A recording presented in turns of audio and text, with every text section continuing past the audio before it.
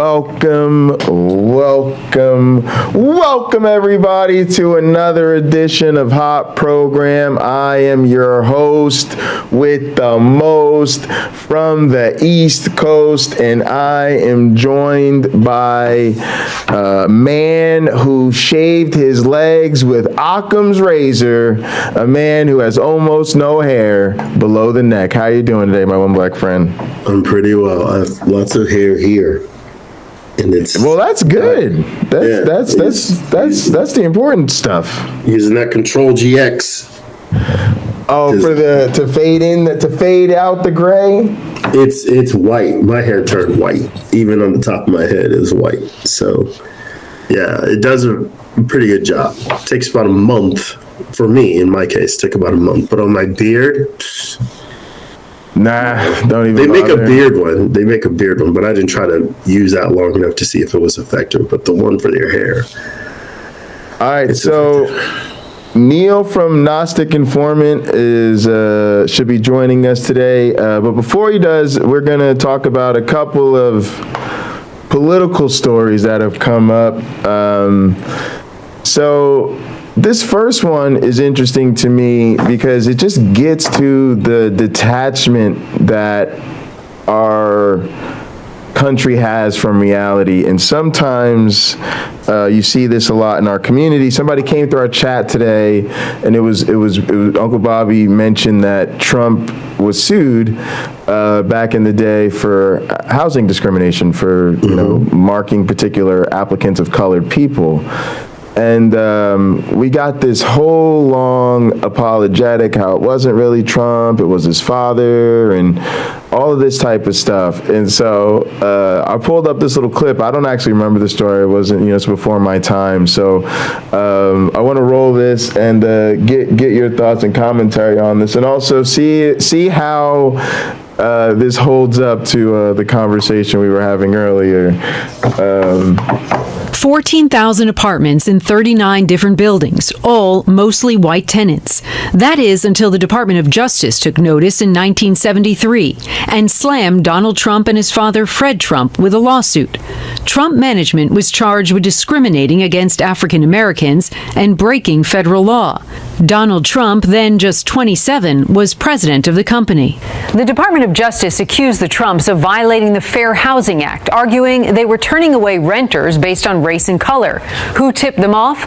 Local activists, so-called testers, posing as potential renters at Trump's buildings, mainly in Brooklyn and Queens. Elise Goldweber was a lawyer for the DOJ's Fair Housing section at the time and was called on to handle the Trump case. When the black testers came, they were shown, they may have been shown apartments, but were told nothing was available. Whereas when the white testers came, yes, there were things that were available. That would be the norm. And if the Trumps did rent to a black person, Goldweber recalls, they would do so only at one building in Brooklyn, reserving the other buildings for white tenants. That the white people would live in Trump Village and the people of color would live in Flatbush. And according to the Justice Department, they even had a secret coding system to do it, a racial code. Here's how. Some of the applications were marked with a C, which we learned that it meant colored, so that the prospective tenants who had come in were noted to be colored. Yes, you heard her right. The Department of Justice alleged applications submitted by prospective African American renters were designated with a secret code, such as C for colored, to indicate a black person was looking to rent. In true Trump fashion, Donald Trump hit back, calling the government's accusations absolutely ridiculous, and telling the court, "I have never, nor has anyone in my organization ever, to the best of my knowledge, discriminated or shown bias in the renting of our apartments." Trump's lawyers said the government's suit failed to give names, addresses, or specific incidences of discrimination. Claiming the lawsuit caused substantial damage to their business and reputation, Trump took the most unusual step of suing the Justice Department for defamation, seeking $100 million in damages. But that countersuit was tossed out by the judge. Even so, the Trump family maintained they never discriminated based on color, but were instead trying to avoid renting to people on welfare. 2 years later, in 1975, Trump and his father settled the case, agreeing not to discriminate against anyone. They also promised to advertise in publications aimed at minorities, familiarize themselves with the details of the Fair Housing Act, and notify civil rights groups of apartment vacancies. The Department of Justice claimed victory, but the Trumps never admitted any wrongdoing, reportedly noting the settlement was in no way an admission of a violation. Donald Trump made dishonesty.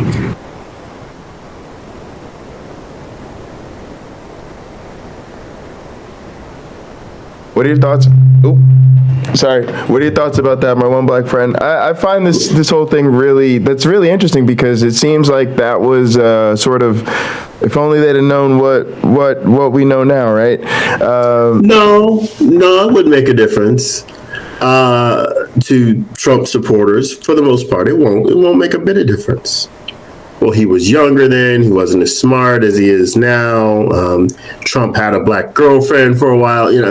There's lots of these instances where clearly the man is doing racist things or misbehaving or discriminating. They don't care. Pocket locker. It's like you and I telling a person who has a belief in the Christian faith about the inconsistencies of the Bible, the behavior of its God, and so on. Ultimately, it's not more valuable than what they believe. What they don't like is less valuable than what they believe. Yeah. So they keep the belief. It was just interesting because I don't know. I guess earlier somebody tried to argue that it wasn't Trump. It was his father, right? It was his father. It was his father. Even though he was president of the company. That's what I'm saying. Trump was president of the company. President of the fucking company. But that to me was the richness of it. Like that's the part that got to me was. That bending over backwards to apologize for him, right? And at what point are you doing something questionably moral and trying to undermine people's narrative in this way? Like to me, it's. Well, I'll put it to you like this. We're lucky that people are open about this sort of thing. True. Rather than being closeted about it. Why are we lucky? Because you now know the character of that person. Again, I'll go back to the example of the guy I'm always correcting on Facebook. When he'll say Biden this, Biden that, Democrats this, Democrats that. And then I can give him more examples of the Republican doing the thing he said he just didn't like than Democrats, without even trying. So what it means is that is a person of little moral character. They just want to prove the other side is bad. Like, no, the other side is as bad as you are, or not as bad as you are. They make mistakes too. Right. And they make the same mistake you are making. So that guy, if he's not a Russian troll, and he may be, right. That guy is never going to change. He's never going to admit he's wrong to the people who admire him. Right? Because he wants the accolades. He wants the support. And it doesn't matter how weak-minded he behaves. It doesn't matter how many people prove him wrong. There's still those people who go, yeah, that's right, to whatever he says. Because for them, they don't realize it. They also have shitty morals and low expectations. Yes. Mm-hmm. That's the kind of thing that's getting to me. Is it's one thing for me to say, listen, I hear what you're saying, that my one black friend, hurt you in this way, but I don't really know him, and I'm not familiar with the details, so I'm just gonna stay out of this, right? Like I get that people sometimes have a hard time. They don't want to throw their people under the bus, but when you get to the point where you're now telling falsehoods or misrepresentations about the story, just so you can turn the person with the problematic behavior into some kind of hero. Yeah, they have to become the hero again. Right, they have to become the hero. Even like with the troll, like I'm going to keep blocking trolls. I don't want trolls here. I don't like trolls. So, but it's funny, like, if you want to play the game even just a little bit better, try asking and responding to what the streamer says to you directly. So I directly asked the question, is Trump responsible for the insurrection? They never got a response. They just wanted to keep fighting with YouTube punk, right? Because they wanted to come in, defend Donald Trump because Uncle Bobby had mentioned the housing discrimination thing. Then I say, okay, cool. Is Trump responsible for the insurrection? No, right? They got to totally avoid that question, right? Because it just shows you that they're here to defend that person, right? They're here to make that person the hero, right? Like, because my point would have been, if Trump's responsible for insurrection, what do I care that his father's company got sued? You're supporting an insurrectionist, right? Like, that's what they're here to do. Well, let me tell you about one of the difficulties, probably the chief difficulty. I'll try to put this in the simplest possible terms. What does that say about me? Right? If they love Trump, and Trump is responsible, what does that say about them? If they love Trump and Trump is a rapist, serial rapist, what does that say about them? If they love Trump because they think he's a good businessman and yet he has consistently defrauded his investors and not paid his bills, what does that say about them? It says they are a very poor judge of, they can be an extremely poor judge of character. Yes. And maybe they even misjudge their own character. Absolutely. Woof. That's 100% dead on. And speaking of stories about misjudging people's character, I want to talk a little bit more about this really curious phenomenon with George Santos. We haven't discussed it much. You and I haven't discussed it at all. No. But, it's only even come up maybe here a couple times on the channel. And I think it's a good thing to discuss. And hopefully if Neil joins us, I'd love to get his take on some of these things too. But let's get this set up, and there may be some some facts that have to be repeated here or whatever. But I'm interested to hear about this. There are actual facts within the George Santos sphere, dude. It's crazy. It's like it's like every day there's a new layer pulled back of lies. So who knows? Acceptable in the Republican It's really got to the point where we're like, George Santos, if that is his real name, like, Donald Trump made dishonesty acceptable in the Republican Party. Donald Trump made blatant lies acceptable in the Republican Party. And I can tell you that before the election, there were Republicans who knew, because there were rumors out there. This guy's shady. We don't really know about him. We don't know if everything he's saying is true. Wait, are you talking about Santos or Trump? Which one are you talking about? You're talking about Santos. I'm talking about the more recent case, which is George Santos. So, and Republicans went ahead and looked the other way, and many actually ended up supporting this guy. So the party does have to kind of reevaluate its standards now, hopefully, as Donald Trump fades in the back view mirror. And it's just absurd that they went ahead and supported this guy anyway, and that some are tolerating his service in the House. It's unimaginable, just like it's kind of unimaginable that Democrats and their research arms did not find any of this before the election.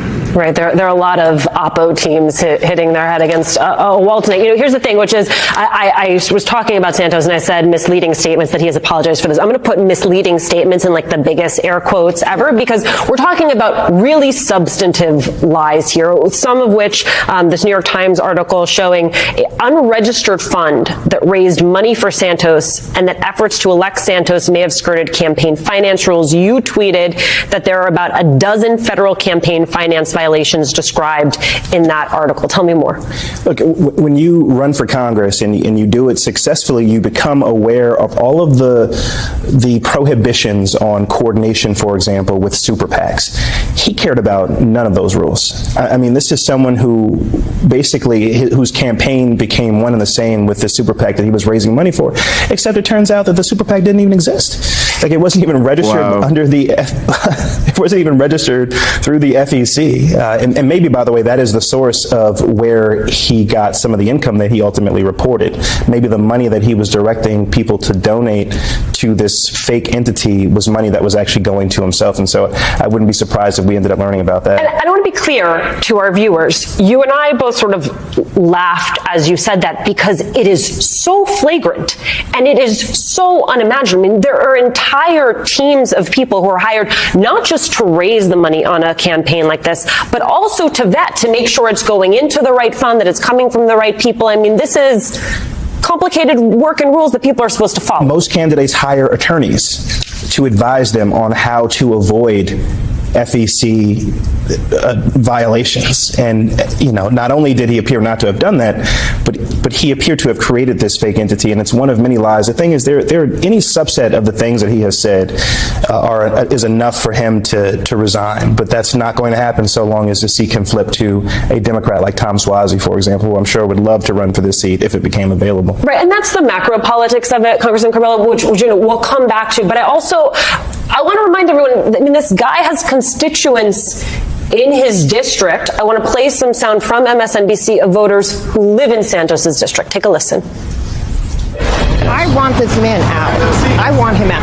He had the nerve to say that in 2 years you can vote me out. I don't answer to politicians. I answer to my constituents. Well, I'm one, and I want him out. McCarthy, I don't care if you want his vote. You're losing all the other people's votes when you do this. I mean, it's garbage. I mean, at this point, I think our audience, both of you are so well read in on the politics of this, where in New York State, they really felt, the Republican Party, that they were making gains. Congressman Carballo, they are frustrated because they do not want to see Santos jeopardize the inroads that they feel that they have made. And that is why you have a bunch of Republicans from New York saying this guy has got to resign. What you're hearing from Republicans in Washington, D.C., specifically leadership. Felicia, how many times you gonna say bye? We got you. We're cowards. We're the worst. We don't want to debate. We're afraid. Oh, we got it. We got it. They're like, God, this is like a person who breaks up with you like 7 times. Like, I got it. We're not together. You don't like me. It's not me. It's you. I got it. Oh my goodness. Sounds a little different. At what point do they decide they can't stand with him any longer? Well, Alicia, the real tragedy here, I think you put your finger on it, is the voters of that district in Long Island, because those voters essentially have no representation in Congress right now. No one, Republican or Democrat in Congress, takes George Santos seriously. No one will work with him on any legislation. Republican leadership does find him useful because the margin in the House is so tight. If Republicans had a 30 or 40 seat majority, they would have waved goodbye to George Santos a long time ago. So right now, the only purpose that George Santos is serving in Congress is protecting that very slim Republican majority. When the numbers are so slim, you have to worry about flight cancellations, people getting sick, people having bathroom emergencies during votes. So that's his only purpose in Congress right now, and that's a disservice to the people of his district. And as you said, even for the Republican Party of Long Island, of the state of New York, that did make significant inroads in that state this year, this is going to set them back because it's a major embarrassment. And the longer he stays in Congress, the longer and deeper the embarrassment will grow. So, I mean, Congressman Jones, this is my one black friend. What do you think's going to happen here? Like, do you see them actually having a chance at getting rid of this guy? Because to me, this is huge. Like, this is even. Yeah, Okay, so it was just said moments ago in the clip you were playing that they need him. One other analyst said it's about power. So the Republicans have power. They can't afford to lose power. So even though George Santos is not the most savory of characters, he gives them power. Right. And so they don't want to let him go. Trump was the same way, right? Trump gave them power. Absolutely. So even though many of those Republican officials had a conscience and can clearly see he wasn't the best example, Trump's endorsement had a lot of power behind it. So people would just go ahead and play ball and give him whatever he was asking for or help him not get prosecuted, that sort of thing. Because why? It kept them in place. It kept them powerful. You got to remember, those are very lucrative jobs. I'm not going to say they're cushy jobs because I don't believe they are. I don't know that they are. But those are very lucrative jobs because you make a lot of really great connections and you hear about a lot of things before they get popular and expensive so you can buy in at a lower price. So there's a vested interest for them to keep power. And if Santos is an embarrassment, he's in. Who cares? Donald Trump did one embarrassing thing after another. Who cares? He's in. You can name Democrat after Democrat who's the same way. Who cares? They're in. We need their power. And as long as you can control it, great. The moment they jump ship, like a Kirsten Sinema who's like, you know what? I'm just going to be a maverick. Then you sort of don't know what to do with that person. Like, well, how do we win them back over? You might not ever win them back over. But they have power. So the ability to sort of show your constituents that you're getting things done, you know all about that, is a powerful one. Even if you suck, but they know that it's not your fault, because you could point the finger at all the people around you who are stopping your good ideas from coming to fruition. You are there for your constituents to put those good ideas into effect. And if you have people stopping you, they will understand. Because the beauty of politics is this. If you can get the general public to identify with you, like his struggle's my struggle too, her struggle's my struggle too, you got them forever. You got them till they die, till they can't vote anymore. Right. You got them. So I think some people do that very well. Trump did that extremely well because he had the persona, right? Who people think he is, what people think he is like.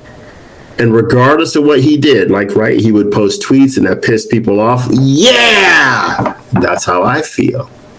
Right, absolutely. The reaction, that's how people react to me when I speak my mind. Job done. He doesn't ever have to do another thing right in that person's eyes. They identify with him. So that's the key. It's a personality, I'd say a personality thing. So Harley's Quinn lives in New York and said she blames the New York Democrats for this, that they really dropped the ball, and then said she's trying to push out AOC type candidates because they opened the door to right wingers. So I was wondering about that comment. Is that in the chat or something? Yeah, it's on the Restream chat. Okay. Well, forgive me. I don't know how to look at all that. I mean, there's stuff in here from Kitty that I still got to read. It was fun too. A few other people as well.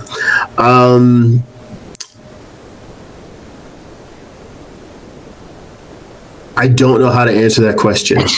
No, I was hoping it was a question for her to tell me what she means by how they're opening the door to the right wingers, because I think a lot of people, that are not in New York think of AOC as being like a progressive candidate. So I'm wondering why she doesn't. So it's just interesting. But speaking of them dropping the ball, right? One of the things that they brought up that they didn't do their homework with the opposition research. It feels like if he would have been caught up in some social media scandals or said some, racist nonsense on Twitter or whatever, they'd have been all over that. Like I don't know. No, Strom Thurmond stayed in office for decades, and he was a racist against black people with a black daughter. Right? He stuck around. There's Neil. Hey, Neil. Hey, what's up, guys? Hi, Neil. How you doing, man? Good, man. Just listening to everyone talking. It's a good conversation. Yes, we wanted to. So Neil, y'all, I don't know if y'all know Gnostic Informant. His link is in the description already.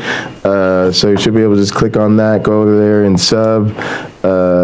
Really appreciate you coming on. You had me on, I don't know, it was a couple weeks ago or something. Yeah. Recently got back from Israel with Derek from Mythvision. Yep. But yeah, I don't know. There wasn't a game plan. We just wanted to have you on, man. Super excited. Yeah, man. We don't have enough guests, and we were kind of doing a bit of a political grab bag, and I thought maybe that would be a good thing to get into, because we don't get to hear you talk about this type of thing much. Yeah. But a lot of us are, I think, motivated by the ways in which, at least the way we see it, the sort of conservative theological ideologies sort of undermine a lot of what's going on in sort of the social political sphere. Was that part of the deal for you, or are you the type of guy kind of stays away from this stuff and you've got your own motivations for your apologetics? That was definitely part of the deal. So when I got out of, I don't know if I told you, I was in prison for 18 months. No, in New York State prison. And that's where I became a reader. First of all, that's where I first became a reader. Never read books until I went to prison. But second of all, I became fundamentalist Christian in there, because I was reading the Bible cover to cover, like, every couple of weeks, and reading it over and over and stuff. Really? Repeatedly? Yeah. That's where it was. That's where it happened, in prison. Wow. So when I came out, when I got out, a friend of mine who I grew up with, who I knew since kindergarten, was also evangelical at the time, and I just naturally went to his church because I didn't know where else to do. Sure. So I jumped right into the right wing Trump. Well, yeah, leading up to that, but yeah, it was a right wing conservative church. Eventually becomes a Trump church, you know what I mean? One of those type of churches. Yeah. And I was in that world, like full blown in that world.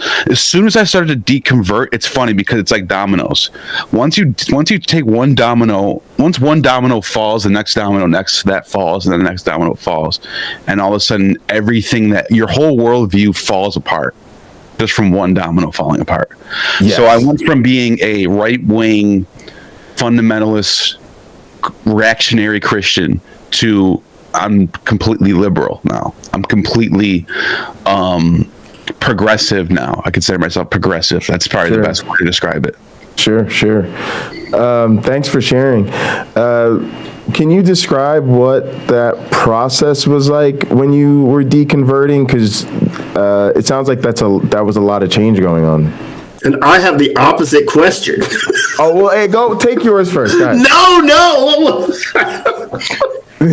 Well, that's interesting. I kind of want to know the question now, because what's the opposite of that? Yeah, the opposite of that is take me through the process of you reading the Bible multiple times and believing it. Oh, yeah. I was interested in that too. You actually read it, so it's like, you do that first. That comes first. Babel, and then you read that and go, come on, guys. That comes first in the story. So do that first. It's interesting because when you're in, so this is the thing about Christianity, not even just Christianity, but like religious fundamentalism. It attacks the people who are downtrodden, who are completely, I guess the term would be spiritually bankrupt, or whatever you want to call it. Just like rock bottom. So you're in prison, you have nothing. No one's writing you letters. You're just kind of just like a loser or whatever. I'm talking about myself here. And you pull out this book, and all of a sudden this book tells you. So I'll give you an example. Sure. One of the main passages that was speaking, I've said this a bunch of times on my channel, was the parable of the what is it called? The prodigal son. Prodigal son. Yeah, you already know. All right, bring it on. So, prodigal son. I'm the guy. I actually have a brother too, by the way, but which he wasn't a good one, his brother, but it didn't matter. It's just sure. I'm the one who's out spending his money and going across the country and like leaving the family and like ruining my life, basically ending up in prison. Well, in this passage, the son finds himself in a faraway land, and he finds himself eating the food that's given to the pigs on the farm, and he realizes this is bad, and I got to go back home, and I can at least work for my father again and be be his worker. I'd be better off there than I would here. That's right. Mm-hmm. So he humbles himself and he goes back home. They throw a party for him. Everything's great. I remember hearing that and being like, this is speaking to me. I'm this person. Wow. So I need this like salvation, blah, blah, blah, blah, blah. Well, that's what happened when you're for people who are in a weak state, who are vulnerable. Religion can really grab you because the end result was this: me thinking, okay, I'm in prison, I'm a loser, to getting this like conspiracy. It's not even just religion; it's the conspiracy theory mindset. The conspiracy theory mindset makes you think that you're smarter than everyone else. Everyone else is a bunch of sheep. They're all being brainwashed. It's like you think that you have the truth. You're special. God chose you. You can see through all the bullshit. The mainstream media is lying to you, bro. They're lying to you. You don't understand. But then, so you think you're smarter than everyone else, right? Because you all of a sudden can see through the mainstream media. But little did I know at the time, I'm completely uneducated, no college, no nothing. Basically dropped out of school. I mean, I did graduate, but it was like I barely went to school. I skipped school every day. So I don't know what I'm talking about. I don't know any of this shit. I don't know about climate change. I don't know about none of this stuff. But I think I do, because I listen to people like Alex Jones on the internet, or other fundamentalist types, and I hear them talking, and that makes sense. I can be like that. And so you find that home. It really grabs people who are vulnerable. That's what happens. The echo chamber. Yeah, it's the echo chamber. The sweetness of the echo. And was someone ministering to you while you were? Yeah, was Frank Turek there? Hey man, there was a guy sense. Just like Frank Turek though, just like him. It might as well been Frank Turek. Okay, the guy who was coming in from the outside was one of those types, one of those like right wing reactionary types. Wow. Well, so I just want to circle back. So sure. Those of you taking notes, as Ivan Van Serta would say, please note that Neil told us he found a message that resonated with him. He saw himself in the message. I'm telling you, that's how those politicians do it. They become resonant with their constituents. They find a way. And that is hugely impactful. Now think of it. At that time, Neil could go out and talk to other people in his world, right, about the power of the Bible, what he learned from that. And he's personalizing those stories that he read. He can equate what happened with the characters in the book with his very own life. And the person he's speaking with can do the exact same thing. And that is why it works. Because it's relatable. I can tell you most of the stories I read in the Bible, I think are so much like falsehood, parable, and sometimes parody and all that stuff. However, it resonates with people. So 100%. I would have to say, largely they're good stories. Even the talking donkey, the talking bush, and the talking snake. Hey. Well, that's one of the things we disagree about. Repeating that now. I can't stand those stories because to me, I can't. It's just a different association now. But I do remember the feeling I used to get from the stories. I guess so. I'll be honest about that. I remember. Well, and part of it was the commitment to them being good stories makes them better, right? At least for me, right? It's sort of like, I think that's what happens with Christian rap and Christian music, right? It's like they've already decided that they like the thing because it's about Jesus. So when Jesus is your favorite superhero, then you love stories that are about Jesus or the proto-Jesuses, or, because that's kind of how you see the stories about Abraham and Isaac, all the stories that are pointing to Jesus. But but you read the Bible, you said multiple times, so you were really in it, hunkered down. Because I got to be honest, I don't think it's easy to read the Bible cover to cover. I think it takes real commitment, and it's serious. I mean, especially if you go warts and all reading, right? Like if you're going to read through the begets and all of that type of stuff. So you were really feeling something spiritual at that time. Yeah. It's definitely, there's something powerful about thinking that you have found something. You imagine finding some sort of you I don't know, you're out and hiking and you find some sort of magic stone that gives you the power to levitate. It's you think that you found something that no one else knows about, and you have this special thing, and you're chosen now, and everyone else they're all doomed to hell, and you're chosen to be saved, and you have the truth, and the better politics now, and you have everything, and you see the world through. It's the Andrew Tate, how Andrew Tate says, all I need is my senses. I don't care what peer review says. I can sense things, and that's all that matters. And when he was debating Hassan Piker. Hassan Piker said, they were talking about women driving. He said, women just can't drive. I've seen women get in car accidents. And then Hassan Piker pulled up the statistics. Said, here's the statistics for 2022, or whatever year it was, 2016 or something. And he said, it turns out that men get in 60% more car accidents than women do. He said, how do you explain that? Well, that's wrong. My senses matter more. It's then he said, okay, well, what about the earth, or what about the sun? It looks like it's going through the sky every day. It looks like it's revolving around this earth. Is it revolving around the earth, or is it the other way around? He got quiet there. So it's not about what your senses, not about what you think is right. It's about the objective facts. But when you have that mentality of, whatever my senses perceive are true, you'll just do anything and think you're okay, you're justified, you're right, because you're smarter than everyone else. Yes, that's the mentality of the fundamentalist. I was also wondering, was there something to buying into the meta narrative of freedom? Because I feel like when you're locked up,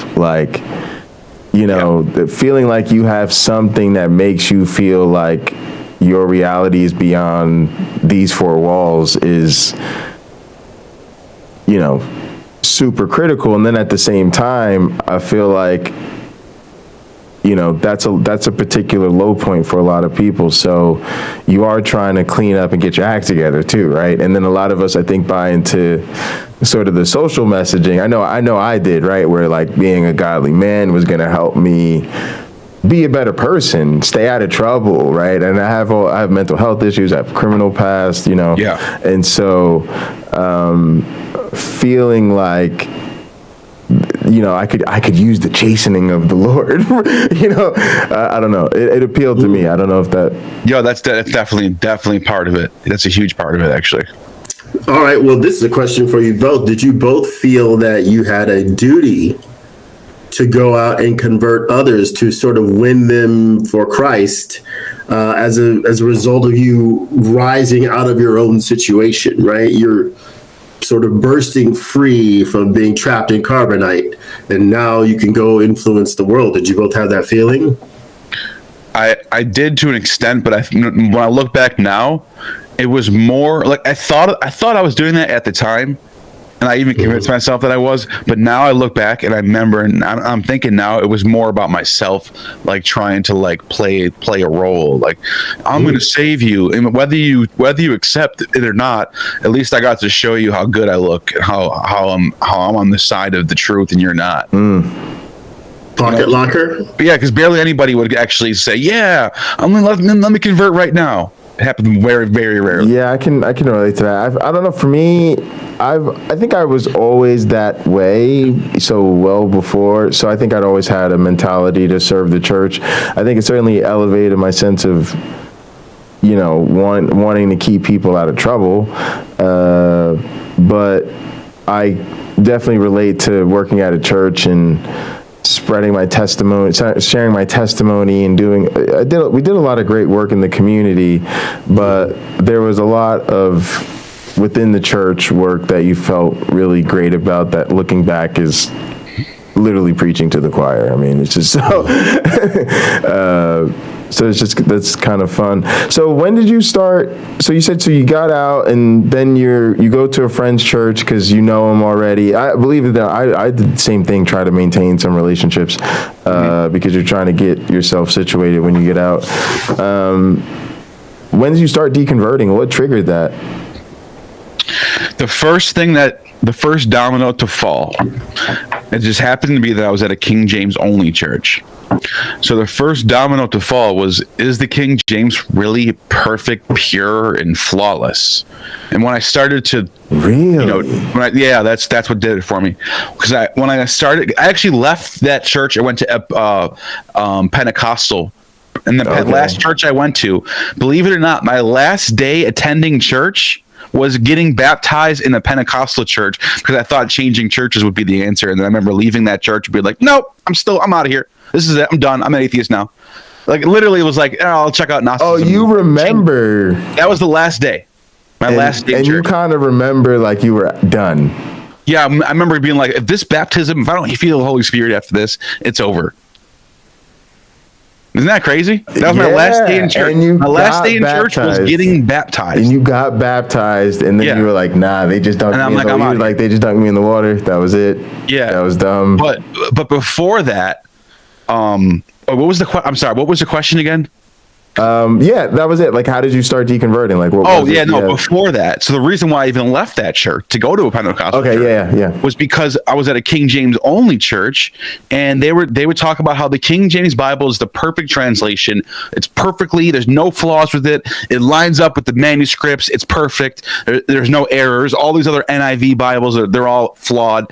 And I remember one day I came across, somebody challenged me and said, what about 1 John 5:7? And I go, what do you mean? I go, look at the verses, check the manuscripts.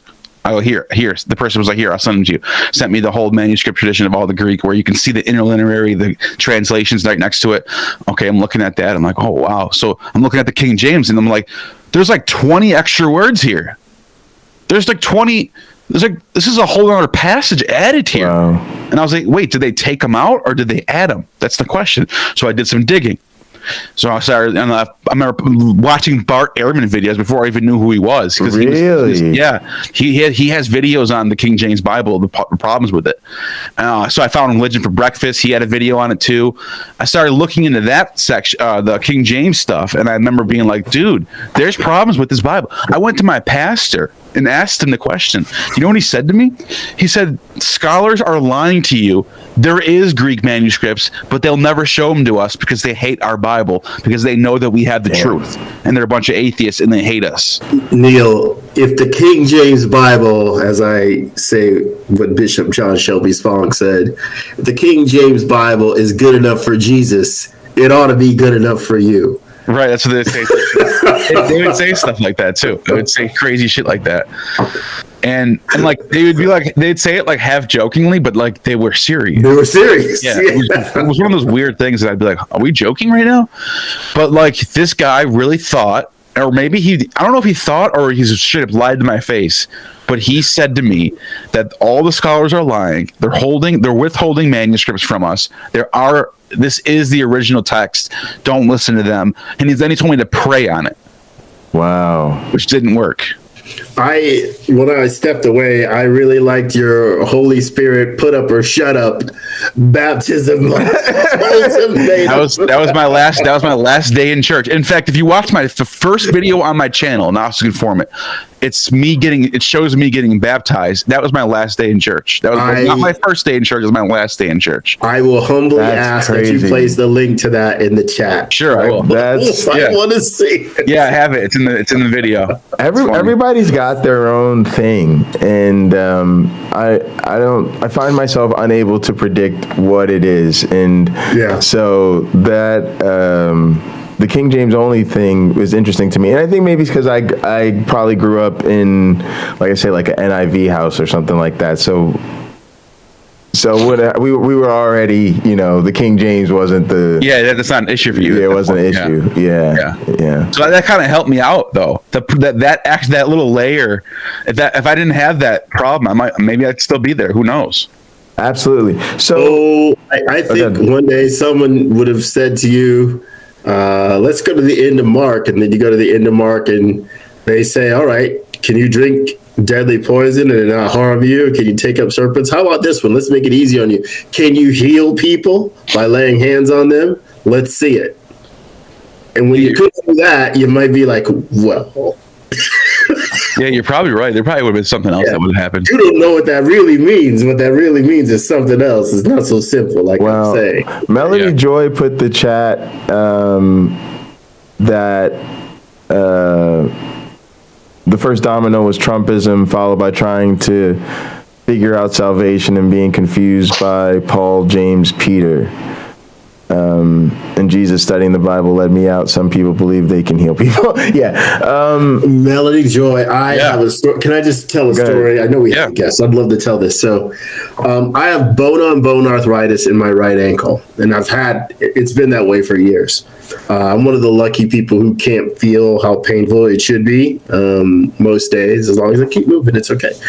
Well, one day I was limping pretty badly, and I was outside of a Panda Express in Studio City, California, and a woman comes up to me, stop. Is there pain in your leg? Like, yes, ma'am, in my ankle. She goes, I can heal you. Like, really? She put her hands on my ankle. Oh, no. And prayed. Now, I'm an atheist at this point. So for me, I know this is purely for entertainment purposes. It's like scratch-off tickets with the lottery. Right. Don't try to make your living doing that. Right. So I'm looking at her, and she's praying for me, and she says, in Jesus' name, amen. And because I thought this was a sweet, sweet gesture, I also said amen. And she goes, how do you feel? And I said, the same. It still hurts. She goes, then you don't believe. It's your fault. I'm like, oh my God. You know what? That we were watching a faith healer last night, this Dufresne Ministries or whatever. And that is the core message of at least the modern faith healing movement, right? Is that you have to have the seed faith, you have the expectation, and if God isn't granting you the healing, it's because he wants to move through his faith, right? His word promises for him to move in faith. And so if you're not believing properly, then, but it is really terrible because it puts the blame back on the person who's being scammed. It's a perfect grift. Right. Because people already are psychologically predisposed to doubt themselves. Right. Yeah. You walk around and you'll meet person after person who's psychologically damaged, that they don't believe in themselves. They don't think they deserve X, Y, Z. Yep. They've been conditioned to underperform, all sorts of things like that. No wonder. I was thinking about on a future show, if we have a Christian on, to ask them, is there anything done by Jesus or his disciples that couldn't be faked by con men or lied about? Right. So just with the lying part alone, no, they could have lied about everything. That's another thing that people don't talk about as much, is like, if we grant these stories, how do we know there's not like some magician shit going on? You know what I mean? Like, and we what we do know at the time that type of stuff was actually, we know for like through manuscripts and sources, there were people doing that stuff in the same time period. And they had the knowledge. Well, there is that thought that Jesus was the magician. Yeah, that's what the Talmud says about him. Yeah. And he could have, pulled some early Chris Angel type of stuff where you can set up a platform and walk on water and promise the people to do it, and they've got to stay a certain distance, and then he does it, and they were people turning water into wine. That was a common trick. All you had to do was, create a proper device for it where water flows in one side and you have wine that pours out of the other. So I actually used to think that was a really fascinating potential historicity, right? That we're describing a magician. So once these pieces start to fall for you, because it sounds like it was the King James Bible first, right? Yeah. So how do you eventually get a problem with like this bigger? How do you eventually figure out where this fits in the bigger picture? Yeah. It was all happening congruently. Does that make sense? Congruently or parallel? Concurrently, around the same time? Concurrently, yeah. It was all happening concurrently with the Trump era. Okay. So I'm watching the election go down. And I'm watching people lose their minds. I'm watching all these so-called prophets in the church that are saying that he's going to win another term and he's going to usher in the kingdom of heaven. This is all planned out. It's all in Daniel. It's all in Revelation. It's all going to happen. So this is this is recent for you. This is 2020, not 2016. Dude, I started my channel I started my channel in late 2021. Okay. A year and a half after the election. So I've always talked about this. I'm a recent deconvert, very recent, and I remember watching people being like, he really did win the election, just as Jesus promised, but they're lying about it. And I remember just being like, is our God weaker than the Democrats? Yes.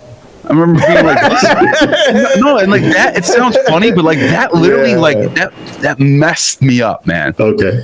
It is funny actually, but it messed up my faith in this movement because I remember being like, these are a bunch of losers. Their God is weaker than Satan. Satan is in control of everything. They can't this can't be right. Right, because they named it. All these things that are planned by these prophets are not happening, and now we have this guy who is crying about the election, and I really wanted it was the greatest election of all time. I remember like, this guy's a loser. This guy cannot be the leader of this movement that I'm in. I'm like, I'm done with it. Like that, and I think I speak for a lot of people too that moved to the left after that election. Not even just Christians, people just political in general. Oh yeah, absolutely. Well, Trump would put the mess in Messiah for sure, and he's just fantastic at lying. He learned that from being in real estate and being a developer. He learned that there. Look, if you tell your investors there's a possibility this could fail if the following things could happen, and then you list absolutely everything that could happen.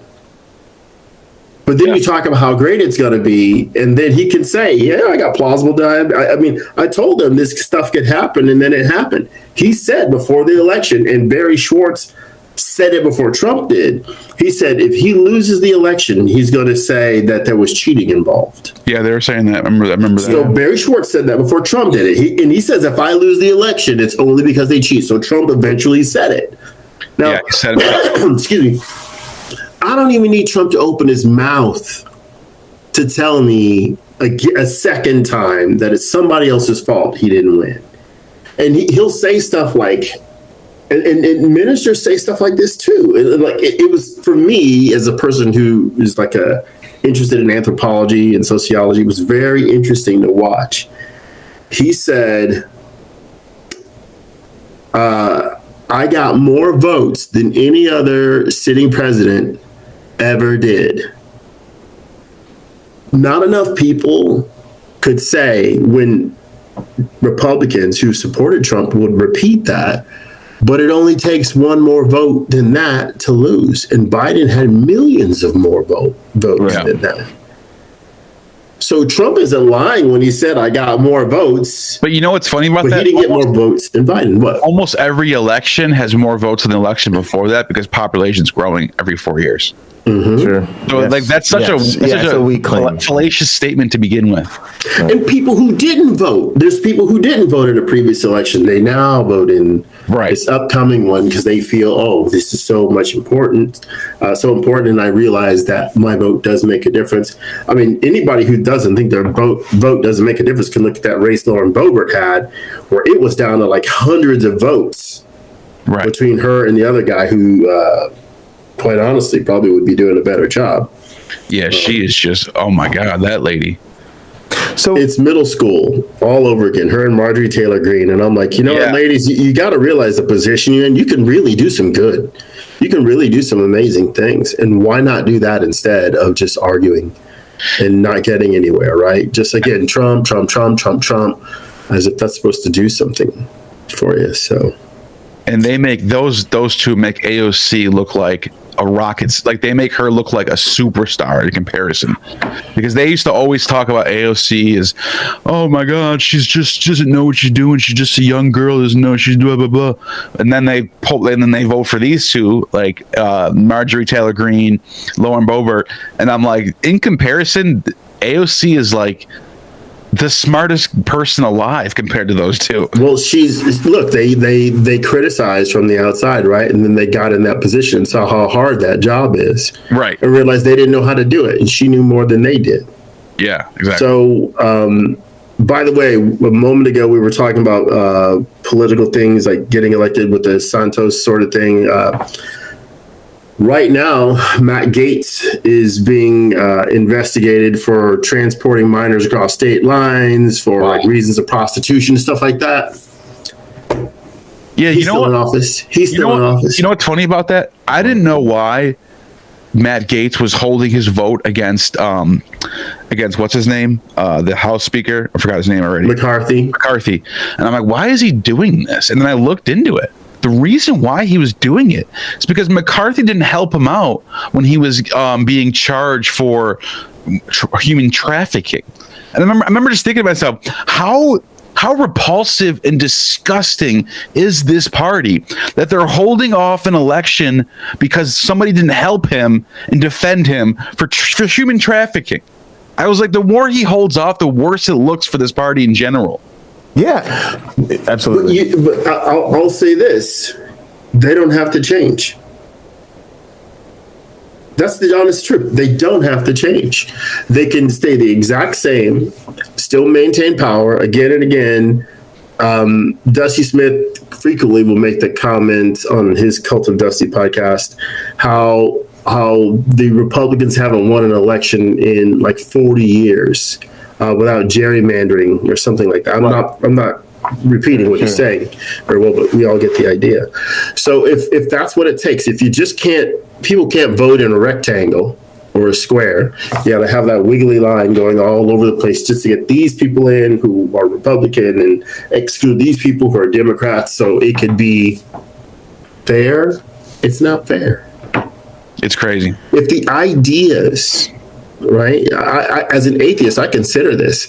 If the ideas that are the dominant ones in the nation are ones that I can't identify with or I can't support, maybe I need to live somewhere else. There are other places who will align more with my thinking. Like, I don't think we should have prayer in school, organized prayer in school. Any kid ought to be able to pray if they want to. But you know what's, not to cut you off, but I just thought of something, because what you're saying makes a lot. It's really actually profound, because that's how you know there's a minority in government that have a lot of power, a lot of money, a lot of weight behind their movement. Like, thinking of Matt Gaetz, he's holding back. He's forcing this like weeks long thing where everyone has to vote. And why? Because he's mad about some guy who didn't help him out and against his criminal shit. And I'm thinking about how powerful does someone have to be in that position where he can do that and get away with it and no one's talking about it. Not even CNN's talking about it. Like, who is he paying? What's behind that force of like power? There's something going on with that. And like, most people don't want these religious right movements. Maybe in Texas they do, but most states don't want that, but yet that presence still there. How does that happen? Well, people put Matt Gaetz in power. Minorities, I'll give you an example. Minorities have a lot of power, and I typically wouldn't care what minority there is. You could say, like, in the 60s, look at the boycotts when blacks and Latinos and whites said, okay, well, we're not going to ride the buses. Yeah. Well, what do you mean you're not going to ride the buses? Yeah, we're not. We're going to carpool. All that money gets sucked out of a business, an empire, if you will. And now there has to be change because we're not going without our money. Right. But the minority I'm talking about is not a minority without power. It's the minority of people with money and resources who don't represent the masses like me and you. They represent a small group of people. That's what I mean by minority. Do you understand what I'm saying? So they're a numerical minority, but not nothing to do with like they have the leverage. But again, that numerical minority is funding a lot of these candidates. Absolutely. Yeah, They exactly. get their way. Otherwise, you don't get the money you need to get reelected. I'm a big proponent of. I got a lot of weird ass ideas about politics, but you can't use private funds to run for office. You have to get signatures. You have to register to run for office, and then there's a government-funded fund, which means we taxpayers pay for it, that all the money for your campaign comes out of. Period. No, Monsanto can't give you $10,000. They can't give you anything. When it comes to your salary, there's an app that people in your state sign up for, and there's a cap. They can contribute a maximum of $10 and no more. So if you don't do a good job and the salary cap is 180K, you just don't get your money. You get what people think you're worth. And if you can't find that many people to give you $10 out of their own pocket, because that's where the money comes from, then you're not doing a good job. They don't support you. That's a good point. So, but at the same you can't time, invest while you're in office. I got all that. You can't invest while you're in office. Yeah, I get that. I agree with that. That's where so much of the problems are. It's money, it's power, it's overwhelming the rich, sense of impending it's doom. The people who I'm just thinking of an example of my own life where I know somebody who was just like me. He screwed up in his life. He was a heroin addict. He went to prison. But he had a family business that was just given to his lap the day he cleaned up. And most people in the addiction world don't have that to work towards. They have to work at Walmart or something, where he has here you go, you're good. And so people like that, and even this happens in politics, like Matt Gaetz, he can screw up and he'd be fine. People like that, they can literally, I'm trying to explain how to explain this. They can literally, they can screw up and go and still move up the ladder. Fail forward. Forward. Fail That's what I was looking for. Yeah. They fell forward. And then we have a system where there's people who fell forward and there's other people who try really hard and can't move forward. Absolutely. And that's where I see, and that division gets worse and worse and worse. And it's almost like we have two, but the problem, here's the really shitty part about it. That there was people like my old self. There's a lot of people in America right now who are voting against their own interest. Yes. They think that they're voting for freedom and liberty and freedom of speech. Jordan Peterson told us about this. But really what they don't realize is that they're voting for people who already have all the power and they're just going to keep it. Well, I think with, you mentioned freedom of speech, and I think the agenda that certain Christians have to make the United States a theocracy, those are people who, unlike you and I, haven't read the Bible all the way through. Because there are a lot of things that if we were to be living biblically in this country, they are currently illegal. Yeah. And these are decrees of God, right? These are some of the 613 commandments of God. They are literally illegal in the United States. We have moved on from that limited, primitive thinking and made some progress. Today, we can look around and still see limited, primitive thinking in our modern society where, well, I don't like the idea of drag queen story hours because I don't want our children to be groomed. Well, which is more sexual, a man dressed up as a woman or the women at Hooters? Right. But you notice how I go there for the chicken.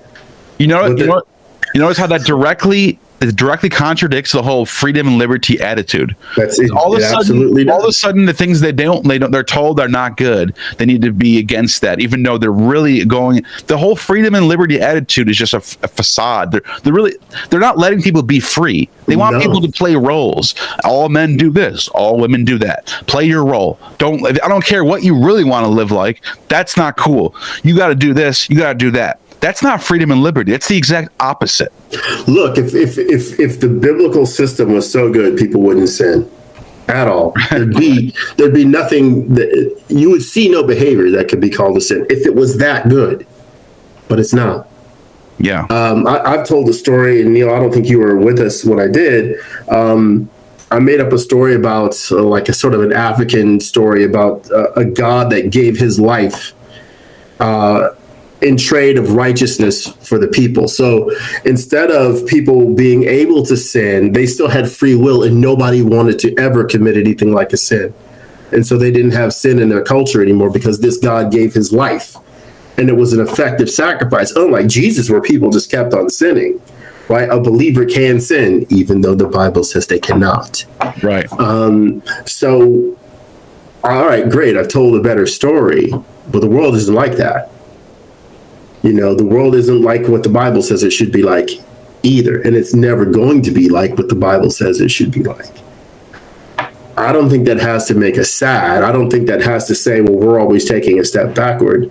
No, I think the best thing we can do is realize that a person must create themselves in a way. We all need to refine each other, yes, but one must be about the business of refining oneself to be the best person we can be in our society. And that doesn't mean stealing and taking advantage of people so that they have less, but maybe building together so we all can have what we need.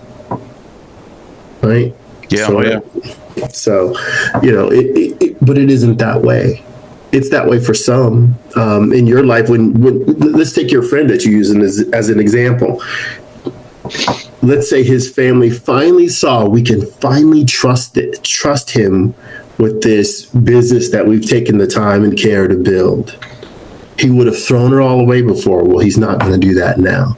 He got the help he needed. He finally got the vision that he lacked. Right. And he could manage this well. Well, maybe that guy's going to do better than everybody else who came before him, you know, for that company. Right. And maybe in 5 more years, that company won't be around. He will have sold it, so he could buy drugs or run it in the ground or try to screw some girl in the warehouse, and then that's the end of that. You know. Right. Who knows? Who knows? Yeah, that's just. Yeah, it's not. And I can think of multiple examples of people failing forward. I've seen it many times. Mm-hmm. It's great. It's kind of a crazy thing if you think about it. Like, but there is no. People talk about equality, and even Jordan Peterson will say it's all about equality of opportunity, not equality of outcome. But do we really have that? I don't think so. No. Well, I would say it's more about the quality of opportunity. It's. I think I'm a living, breathing example of this. I had a chance right out of college to go to work for one of my brothers. This is in 1995. I graduated. He was going to pay me $100,000 a year in 1995 to go to work for him. I would be traveling the world buying scrap metal. Like, let's say there's a battleship in England. They're not going to sink it for military purposes. They're just going to sell it for scrap. And then I would have gone to China to broker deals, or other places in the United States or around the world to broker deals to sell the scrap metal. $100K a year, 1995. And I said to my brother, nah, I got a vision. I want to go to Hollywood and be an actor and a writer. That's what I wanted to do. Really? And yes. And so I took my marketing degree and off to Hollywood I went. Wow. Where I think it was, 17 years before I ever made $100,000 in a single year. Wow. And it wasn't because of acting. It was doing the stuff I do now. It wasn't because of acting. The money, July of last year, I made more money in July of last year than I ever did acting and writing combined. Like every single paycheck for acting, every single paycheck for writing, stuck together. I made more money in a single month. So the quality of my opportunity to follow my dreams, go to Hollywood and be an actor, was shit. The quality for going to work for my brother and making a ton of money was excellent. But I chose what I thought would be more fulfilling. I chose what I thought would be an unhindered, direct path, because I would simply show up and companies like 20th Century Fox would be saying, yes, Jesus, thank you for sending my one black friend to us to be in our movies, in our TV shows. That's not what happened. Yeah. They were like, you don't have any lines. You're an extra. Just stand in the back and don't look directly at the camera. That's excuse me. I love to share this story. Again, quality of opportunity. I was in a monster movie, or there's attack of these creatures, and I was in a bar. I was in a scene that was in a bar. Again, I am not the star. I'm just some schmuck in the background. And we were together. It was a small movie. We were together for like 15 days. So it was me, some other bar patrons, and some monsters. And I got to know the director, the producers, many of the other actors. And they call us in, and all right, you guys are all dead. They've attacked you. The ghouls have attacked you, and you're dead on the floor. So, and he goes, all right, my one black friend, you lay down right there. So, okay. So I lay down, and the director says, move your left leg. And I said, you mean like I'm twitching, like I'm dying, and this is just my body reacting? He goes, no, just move it forward, or move it backward. Okay, I move my leg. He goes, a little more. Okay, a little more. He goes, that's perfect. Now you're in the shot. And I'm laying on the ground, just my fat all jiggling because I'm laughing. And I says, you just wanted my leg? He goes, yes, and everybody starts laughing. And I'm like, okay, this is my moment. Wow. And that was my great Hollywood moment. It never got any, well, I guess there's one thing it got. I don't know. I did a couple cool things because I knew some cool people who had some good connections. But as far as me being on camera, that's the pinnacle right there, right? Damn. But if I just would have said, I'm not going to lose that vision of going to Hollywood and being an actor, I could have worked for my brother for 10 years, right? I could have saved my money, and probably even with investing and all that stuff, I probably could have been worth $2 or $3 million at the end of 10 years. I could have then gone to Hollywood, taken a few acting classes, and made a low budget film that I wrote. Right. I could have done that. Yeah. So that's not happening now. None of that's happening now. So did I throw away a better opportunity in favor of the opportunity that I thought was better? Yes. I absolutely say that, because I might have lost the idea to work in Hollywood at all. And then here we are almost 30 years later. If I would have stayed working for my brother, he wouldn't run his company. I would. Right. $100,000 a year is 30 years later, probably making $3 million a year. Damn. Yeah. Driving a company car. Yeah. And traveling the world, right? And knowing how to really live it up. So it's the quality of the opportunity. I have a brother who, he worked for a company he was a high school dropout, but when they saw him, like, oh my gosh, this kid's mind, he's extremely good with math and all that stuff. And they offered to pay for his college. So that they could bring him into management there at this logistics company. And he turned them down. I thought, man, I hope I'm never that stupid. It turns out I was even more stupid than him. So, and I went to college. Cumulative case. So again, it's the quality. It wasn't as fun, right? That idea of going to school for somebody else to work a job at some company wasn't as fun as him racing motorcycles and chasing women. Right. Which he was excellent at both of those things. That was more fun. So if you talk to him today, he has zero regrets. I do. Wow. Yeah, zero regrets. He's got like 13 kids. Can't ride a motorcycle anymore, but oh well, it was fun while it lasted. Yeah.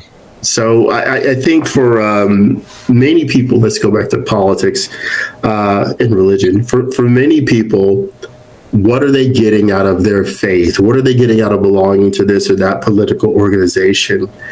I think a lot of it is reaffirming the choices that they've made. It's saying, excuse me, that me voting for Trump is the right choice because why? Trump understands me. Trump understands my struggle, and he's a businessman, and he knows how to advance this country. They don't know about his failures, and if they do, well, he's doing okay now, right? Right. And again, it's like he's tapped into this mindset or this like attitude of people who are reactionary in one sense, but they're also like it's also like this like masculine energy, this male like dominant like I could take charge, and you know America's all about being like, you know, the best and the strongest and having the biggest biceps and having the nicest cars, and who cares about the climate, guys? Like, it's, you know, we're all going to hell or heaven anyway, who cares? Like that mindset. I think I can distill that even more. Let's hear it. I don't feel powerful, but I can be. Look at Andrew Tate. What's the draw with that guy, right? That's exactly the same energy. There's nothing special about that guy. You can even tell but he knows how to manipulate people. Yeah, it's the only thing special about that guy. And so when other people watch him, I don't want to be stepped on. Well, how does Andrew Tate go about not being stepped on? By stepping on people. Right. Trump. How does Trump go around not being stepped on? By stepping on people. It's amazing. If that's all you need to learn, I just told you. You don't have to buy a book from me. I don't sell one. You know, you don't have to watch me hours and hours repeating that. You already understand it. If I say it again, you're not going to understand it better. So if that is the easy way, if that is the fun way of rising up out of where you came from, you're going to be miserable one day. Yeah. It really is amazing how there's so many people who identify with someone who like you can clearly see they're losers. Us three right now, we look at Andrew Tate and Trump and we listen to them and we're just like, they're losers. Absolutely. But there's people who are sitting there watching that and they see the exact opposite. In fact, that was 4 years ago, me. Well, I remember watching Trump in the first election, the 2016 one, and being like, you know, this guy he's going against the grain, man. He's just, you know, he's just something about him. Yes. That was it was an easy narrative to sink your teeth into. So, Uncle Bobby always says, you know, like we can get with that, right? But at some point, the disillusionment started for you. You see, like for me, like the parallels are crazy because I feel like now it's so obvious when I look at faith, when I look at, you know, God, I see this monstrous character and I see these people running around telling us God is love and all this, and it just feels like they're ignoring what's right in front of our face. And I feel like that's exactly what's happening with Trump. And now I think this Santos thing has even escalated that to the point that you can just be a complete fraud on the way in, I guess. Well, I want to just talk about that. I think the armchair psychologist in me says that they are God. In the example you just gave, they are God. If you were to, let's say we had an audience of, 6 million people, and they were almost all theists, right? Sure. If they pray that you would win $1 million tomorrow, if you bought just a lotto ticket and the drawing was tomorrow, you would pull the winning ticket and have 400 or whatever $1 million. What is the likelihood of that occurring? It's essentially statistically unlikely with one ticket against the odds that are already extremely against you. So even if they pray for you, but look, the power of the God concept is this, that the person identifies with that because the God can say, that is not what I see for you. That is not my vision of your life. And you keep praying that I guide you. So when I don't give you what you ask for, I'm trying to get you to what you asked for, but you winning the lotto and being worth $400 million is not the way there. Jay, that's not how you become a billionaire. You don't become a billionaire by winning $400 million in the lottery, according to God's plan. But isn't that easier? Isn't that a more direct route? So the failings that God provides is the failings of that individual, their inability to get it themselves, right? I asked my cousin's husband is extremely successful. Like everything the guy touches just is a success. And I asked him, why are you so successful? And he immediately gave God the credit. Wow. And now I heard story after story about how hard this guy worked, how focused he was on getting educated, how dedicated he is to his family, and how they support each other. It's really like their story is really beautiful, but he gave the credit to God. Isn't that amazing?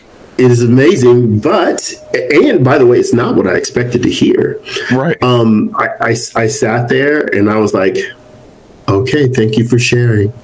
I couldn't say, but come on, dude, you working all these hours, you giving up this for that, and oh my gosh, and your wife helping you and getting the whole family together to do things, and I'm just like, that's even in Hollywood with like the awards, whatever, Oscars or something, they were always like, I want to thank God first of all, and I'm like, is that just like absolutely is that just like programmed for us to think that way? I'm going to say no. However, I have a marketing degree, and it may be useful. Again, religion is useful. I say that a lot, Neil. Mm-hmm. Religion is useful because you will have people who are drawn to what you do strictly for the fact that you are a Christian or you appear to be a Christian, because that means you're safe and what you do is safe. Well, the Bible talks about you can't use foul language if you're a Christian, and yet some of these people who are Christian actors or say they are, well, it's in the script, and they're sticking to the script. They've been hired to do that. Like, hey, bring this character to life, and they could be excellent at it, but that character may be despicable. Well, look, you're supposed to have the absolute best behavior when you're a Christian, but you're a Christian actor doing your job, playing a guy who's despicable. When I was going to church in California, in Los Angeles, I knew actors that wouldn't take those roles. They would be sad, like, yeah, I got off, but the guy's a thug, and like there's no redeemable aspects of him, so I can't take the role. And I'm thinking, I'm sitting next to them in church going, dude, I would. I would, because that's what I thought God had in his plan for me. But they thought that's not what God has in his plan for me. I can say no to that, so I can say yes to something that is more in alignment with my values. And I would sit there going, wasn't that how God's going to sort of get you there? You can talk about it in interviews and stuff like that and tell people why this is not the kind of character anybody ever wants to be in life. They didn't see it like I saw it. They had their own take. So I know there's certain, I'm not going to name names, but I think you could probably know who they are when those people get up there and they thank God. And then let's take R. Kelly as an example. I guess I will name a name. He would get an award for this or that. And yet look at what he was doing. He had some, unsavory, unchristian-like behavior. But he'd thank God. Right. And by the way, that's the thing about Christianity too. It doesn't matter. You could be Adolf Hitler, and you can get saved on your deathbed right before you commit suicide. That's all it takes. Right. You can just say, I believe in Jesus. I slide into home. Yeah. Slide into my home going. I think most Christians want to be honorable people. They just have moments where they don't want to be honorable. Yeah. They whatever the object is or position is or accolade is, they get pretty cutthroat about it sometimes and don't think of, if my children were to see me doing this, would I still be doing it? Or if someone else's children were to see me doing this, would I still be doing it? Chances are, if that was the thought process, or if God was real and God saw me doing this, would I be doing this? So So Neil, what do you think's going on with these people? I mean, you were reviewing some Red Pen Logic videos last night, right? Yeah, man. And he seems to be one of these guys. You were pointing out areas where he seemed to be like selectively reading the Bible, and you know, he's making these really bad arguments. I don't know. I have a hard time buying that these people are acting in good faith, but he has this sort of hokey look to him. Like I don't know. It's really weird. Like he doesn't look like a psychopath, but he reasons like one. Like I don't know. No, I feel exactly what you're saying right now. I know. I understand what you're getting at. You have it's this intense confirmation bias, and I always wonder, was I like this too? Because he probably thinks that he's like dunking on these people. He probably actually believes that. But like, right. I watch his video, and I'm amazed at how weak his rebuttals are to these videos on TikTok. Right. Like the videos that he's responding to with Billy Buddha, Jagazis, whoever else.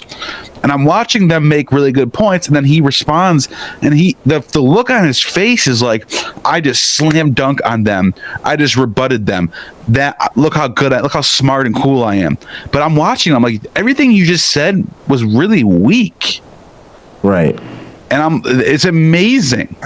And he seems to be yeah, I don't get it, and it's hard for me because at the same time they're sort of passionate about how right they are. So they're calling out everybody else for weak logic. They're calling out everybody. They've got the debate me bro mentality, the Jesus is King hat on. Like it's a whole chest beating vibe. But then again, they're really the arguments are really weak. So I find this all very frustrating, and I also feel like people like that are ignoring exactly what we're talking about. Like it's frustrating because it feels like so many of these same people, they're making the anti-LGBT stuff, they're anti-woke, all of this stuff going on. It's almost like they're openly just declaring themselves enemies of humanity, and that's Christianity, dude. Christianity is like is hate this world. This world is evil. Get away from this world. Be saved from this world. This world is corrupt. This world's going to end. That's like the layer. That's like the bottom layer at the bottom of this onion. That's what it is. The world is evil. Even the Gnostics had that mentality. Neil, you're supposed to love your enemies. Right, and there's like heaping burning coals on their heads. There's a schizophrenic message there because it's in there too. But even though you're loving your enemies, you're really saying I love you, even though you're about to be, thrown into a lake of fire. Yes, because you deserve it. So it doesn't. It's like it's very. I don't know. It's hard to. I guess schizophrenic is a way to describe it. Allow me to offer this, this was done to me when I was a Christian, and beautifully so, by my friend Amanda. Can you demonstrate to me why I deserve to go to hell? And they'll say, because you don't follow the laws and that Moses was given. And I'll say, neither do you. And they'll say, but I believe in Jesus, so I get to bypass that. Yeah. But what makes me not believing in Jesus worthy of eternally suffering? What? Oh, they'll say no. A lot of them. That's when you're talking to somebody who realizes maybe there's some character flaws in my. Yeah, because there's nothing. You're not doing any. There's no action that you're taking. Like I use the example of an Aborigine. from Australia who doesn't speak English, Latin, Hebrew, Greek, doesn't know what the Bible is, doesn't know who Jesus, never heard of the Bible, never heard of Abraham, doesn't know what any of that stuff is. They're going to go and they're going to live their life. They're going to survive in their part of the world, and they're going to do their thing, and they're going to die. And then let's, for the sake of argument, let's say Christianity is true. So they die and they end up in hell, and they go in front of Jesus, who's the judge, and Jesus says, I have to send you to hell. You didn't believe in me. And then, who the hell are you? I don't even know who you are. Well, let me explain it to you. Adam and Eve are your ancestors. They sinned. And so Moses came along, and Moses was given 613 laws he's my father, but he's also me. But anyways, we gave him these laws, and he said, if you follow these laws, you can go to heaven. But I didn't know about these laws. Yeah, we only chose certain people that live in this part of the world. But anyways, don't worry about that, because later on, I came into the world and I said, you forget about those laws. Just believe in me, and everybody's saved. And I died for you, and that changed everything. But I still never heard about that. Oh, but yeah. So I'm sorry, but I got asked to hell. So what happened was someone should have told you. One of my evangelists should have came over to you and taught you about me. I guess they failed in that sense. So I got to send you to hell now. Like, can you imagine that playing out? Fortunately not. I mean, it's ludicrous on the face of it, and hey man, it's just knowing that can be just knowing that that scenario that I just laid out is not only possible, but if Christianity is true, that's going to happen. That's going to be literally a true scenario. Someone who never heard of Jesus or the Old Testament is going to wind up in hell and say, "Why am I here? I've never heard of any of this stuff." And God's going to say, "Well, that's just the way it is. You were an NPC character in my world." NPC. It's just insanity. It's insanity, and that alone is one of those things that defeat Christianity. Just thinking about that. Yes. Well, I have to say, it is my personal belief that when you have that heart-to-heart talk with the believer, and you Socratically have them examine the tenets of their faith, the quality of their faith, the reasoning that went into the Bible, I think most people can snap out of it fairly simply. But I will repeat what was said to me. Treat them gently, huh? I think the more direct you are, the more it helps, right? Because you've really got to help them, I think, see their way out of it. But yeah, so Neil, how do you think it's going, right? Because I actually feel like the people in the chat said your content has helped them a lot. Certainly grown a lot in your time out here. Do you feel like you're helping de-radicalize people by helping them kind of, deconvert or see past the faith? I hope so. I mean, I like to do so. I don't just do videos that are like anti-theist. I do a lot of videos that are like, let's talk about some ancient Greek religions. Let's talk about some Phoenician religions. And the reason why I do that is not just to like get people to be into that instead of Christianity. It's to show people that Christianity is just like all these other religions. The common threads. Yeah. They're all, there's an evolution of religion over time. It starts from the Sumerians, it goes all the way to America right now. Like there's all these different streams of ideas that go in that's what I try to demonstrate in my channel. Is I really want to show people that religion is it's just like any other form of art. It's like movies and film and music. There's nothing special about it. It's just ideas that come from the human brain. Well, let me ask you, based on that, what are some of those ideas that you found particularly beautiful, regardless of what faith they come from? I love the mystery religions of ancient Greece that reflect nature. So the dying and rising thing, like, wintertime, everything dies, and springtime, everything rises up, and sort of reflect that into a character like Adonis or Tammuz or Ishtar or something like that. That's what I like, that kind of, because it's not like, there's nothing like, I don't know, there's nothing like deceitful about it. It's just it's allegorizing the reality that we're all in. That's all it's doing. Also, there's some other stuff out in the East, like the Tao Te Ching, and I think is pretty fascinating for someone in 500 BCE to write some stuff like that. And it's not like theistic at all. It's not like believe in this God or you're going to suffer. It's more like, it's more like wisdom literature, stuff like that. So there are some useful and not even just useful, interesting. Yeah. Like it's interesting. That's all it is. Are there any, I want to say lines, but are there any passages that stand out for you that you've committed them to memory that you'd like to share? Oh, let me think. I mean, there's nothing really that I can't really think of that's like, I don't know. I don't know what I would say about that. Maybe it's a good question, actually. Yeah, I don't know. I'll think about that. I have another one. So we got about 20 minutes left. I have a meeting at 6. But where in your journey did you meet Derek? And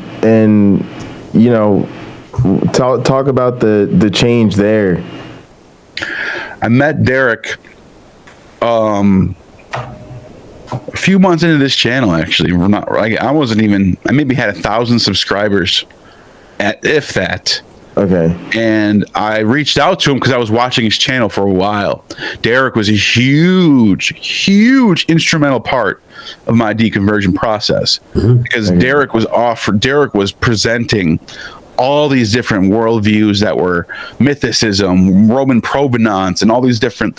He was bringing on all these different guests, and I'm getting all this information. Dennis McDonald, the mimesis, all this stuff, Gnosticism. I'm like, oh my God, this is amazing. So I started watching Derek, and I reached out to him and wanted to interview him because he was also a drug addict too, who got recovery.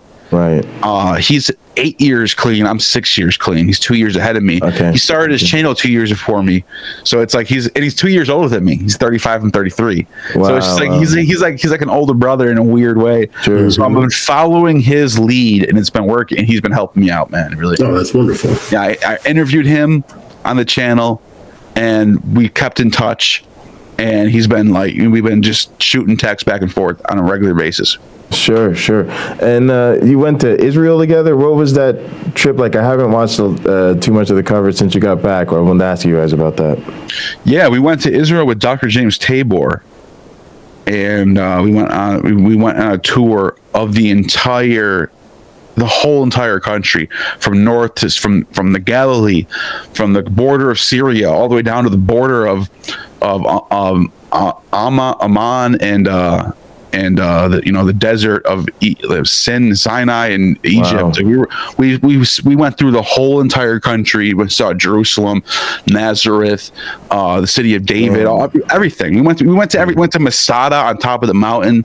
We have so much film that we're working on. Yeah, we still have a lot of film to produce and put out there at some point. But here's the thing. This is the thing. Me and Derek did this differently. Most people go to Israel.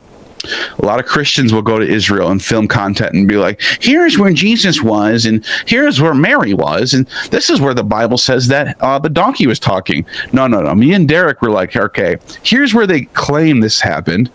Here we are, and this is what we think. Derek, what do you think happened? What do you think actually happened here? And me and Derek went there with a critical approach.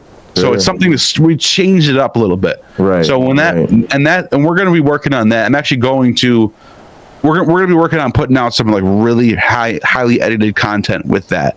We had a few other projects that were in the way, and which we just finished actually. So that should be coming up next. Oh, that's fantastic.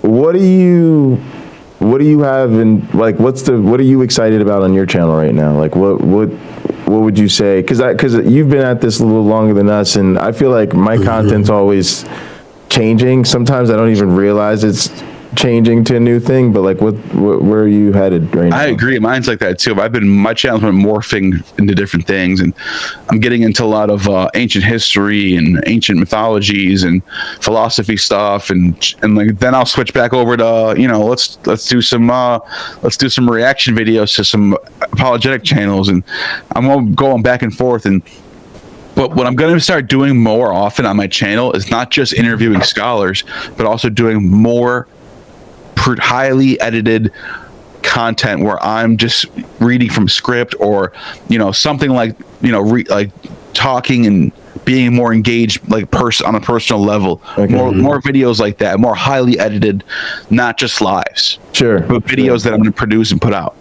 Sure. What made you want to go that direction? A lot of people are moving the other direction, right? They're going from highly produced videos to lives. Yeah, I've noticed that too. I don't know. I want to make content that lasts. A lot of times you go live, and there's nothing wrong with this, but this is just what it is. You go live, and that video is relevant for the time period, but then that's old. That's an old video. You're not going to watch an old live video from 2 years ago. Sure. But if you make a video that's timeless, someone can watch 10 years from now. That's what I'm trying to do. Make videos like that. Okay, so like more like those 10-minute things where they're consumable, they're about a particular topic, and then like the one that you showed on your channel the other the top 3 reasons Christianity fails. Yeah, that more was stuff great. like that. Yeah, that was fantastic. What has been your feedback on pieces like that so far? Oh, people love it. People want more of them, so it's definitely better, I think, to grow your channel, right? Absolutely. I think lives are fun. They're fun for your current viewership to interact with you, but they're not great for growth, because it's like, oh, hey, check out this guy NEAL. What's this, a 4-hour live stream? Like, no, definitely not. No, you're absolutely. You just nailed it on the head. For growth, you want to make highly edited content. For sustainable, for keeping that's the lives. I think you're absolutely right about that. Sure. Yeah, so cool. My one back friend, I'll toss it back to you. I'm sure you have a couple questions. Well, it sounds like I need to get on that whole Revelation was written before the Gospels thing, so we can let's talk about that, actually. Yeah, sounds like I'm ready to get on that. Let's start a fight, because NEAL, I think you're a historicist, right? Yeah, and Derek, I think, leans historicist now. So my one black friend is a mythicist, but thinks Revelation was written before the God. I'll let him explain his theory, so I don't get the heat. All right, let's hear it. Okay, so why do I think? Let's begin. Why do I think Jesus was mythological? Obviously, you're one of the best people to talk to about this, because you have such a foundational understanding of the religions of the time and other characters, if you will, that were perceived as holy, as divine, and as real, even though they were in fact not real. They didn't exist. I think Jesus is just another one of these people that came along in storytelling that wasn't a real guy. However, if I am to give him humanity at all, I have to make some stipulations. Some things have to be in place. Among those things, the Gospel of John and Revelation would have to be the first 2 books written in the New Testament. Why is Revelation important? I can envision a structure where Jesus and John the Baptist were in cults, and I haven't decided which one would have joined first, but gotten the idea from reading Revelation that they were living in a time, they were 2 special people anointed and appointed by God to become part of the end of the world, to call the Hebrews in from the world back into Jerusalem, so that heaven could, a new Jerusalem could descend down, and there would be a new heaven and a new earth. I don't need the temple to be destroyed in 70 AD, because these things will be thrown down. That's in Zechariah. So when Jesus is on the Mount of Olives saying they'll be thrown down, there's going to be a new Jerusalem. You don't need the old one. Not one stone will stand upon another, of the temple. It'll be completely torn down. Well, hey, look, all I got to do is say to a Christian, well, that temple's not torn down, is it? Well, they built something on top of it, on top of the foundation, yeah. It's just not completely torn down, so you don't have a case there. But anyway, unless all does not mean all, and sometimes it doesn't. So from my standpoint, I would envision whoever the author of John is, well, one of the authors of John, is someone who may have known the real Jesus and may have walked and talked with the real Jesus. And Jesus is like a Trump-like figure. That's not to say that Jesus is despicable. I don't mean it in that respect. Jesus is a person who had a cult built up around him who admired what he did and what he said. And they like improv, you heighten it, right? When they're writing the stories, it's all heightened. Absolutely. It is not possible for all the books in all the world to be overflowing with stories about Jesus. It's not possible. So it's hyperbole. Well, what else in these stories is hyperbole? Eventually, when I sit down and write all this out, I want to detail chapter and verse where I'm coming from with my thinking that Revelation is first, then John, then the other Gospels, will sort of rein Jesus in, right? And they reach back into the Old Testament and pull some of that mythology, those prophecies, they pull it into the time when Jesus is allegedly walking the earth.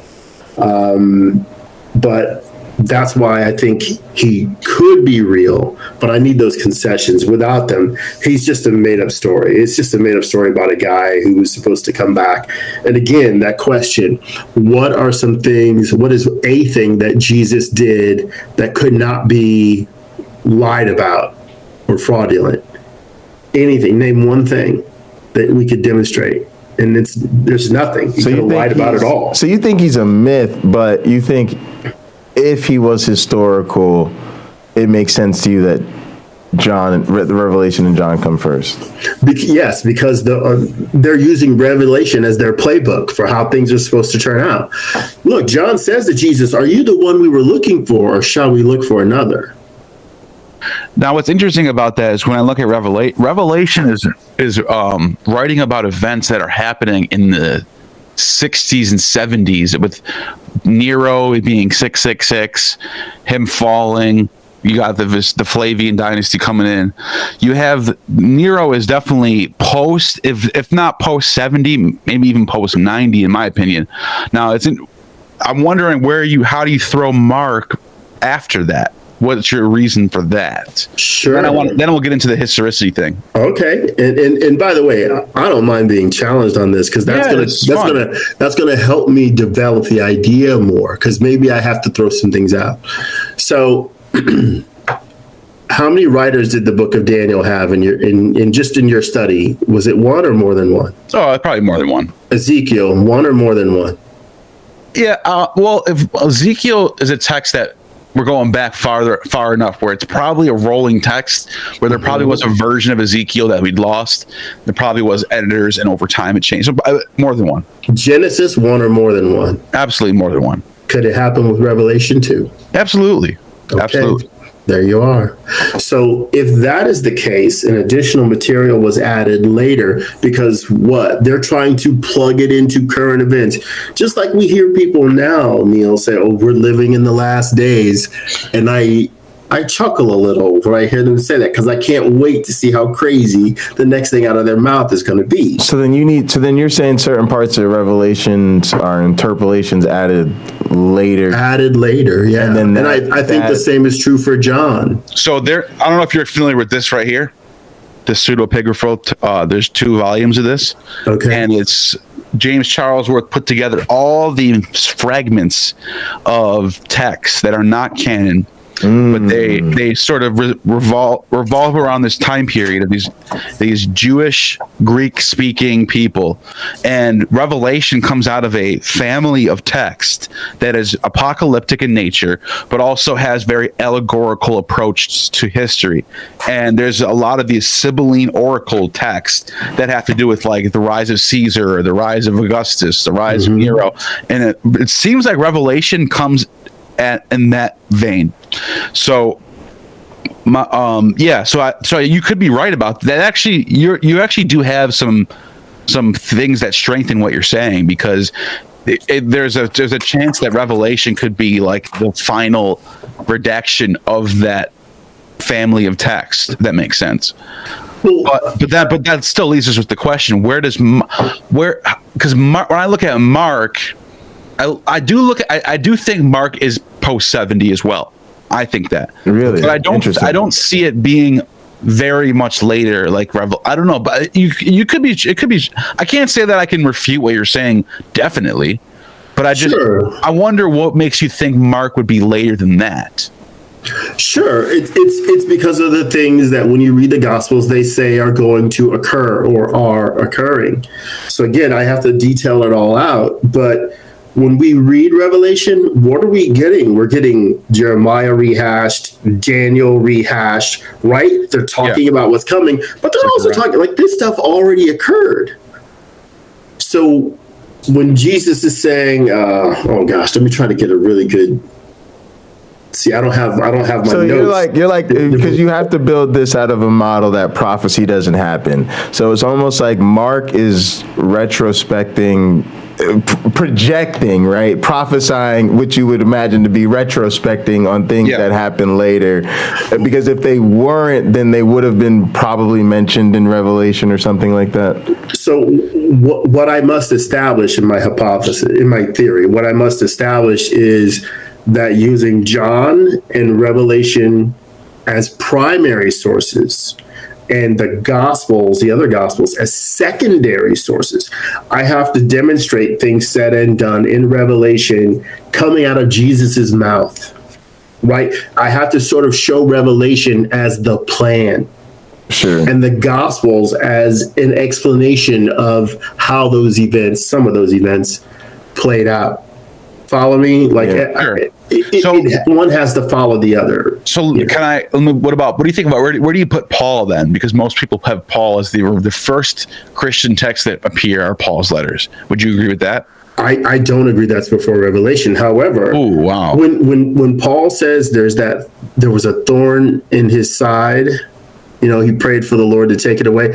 I do wonder if, again, he's addressing cults, right? He has been addressing cults, if what he says is true, that are offshoots of the Torah.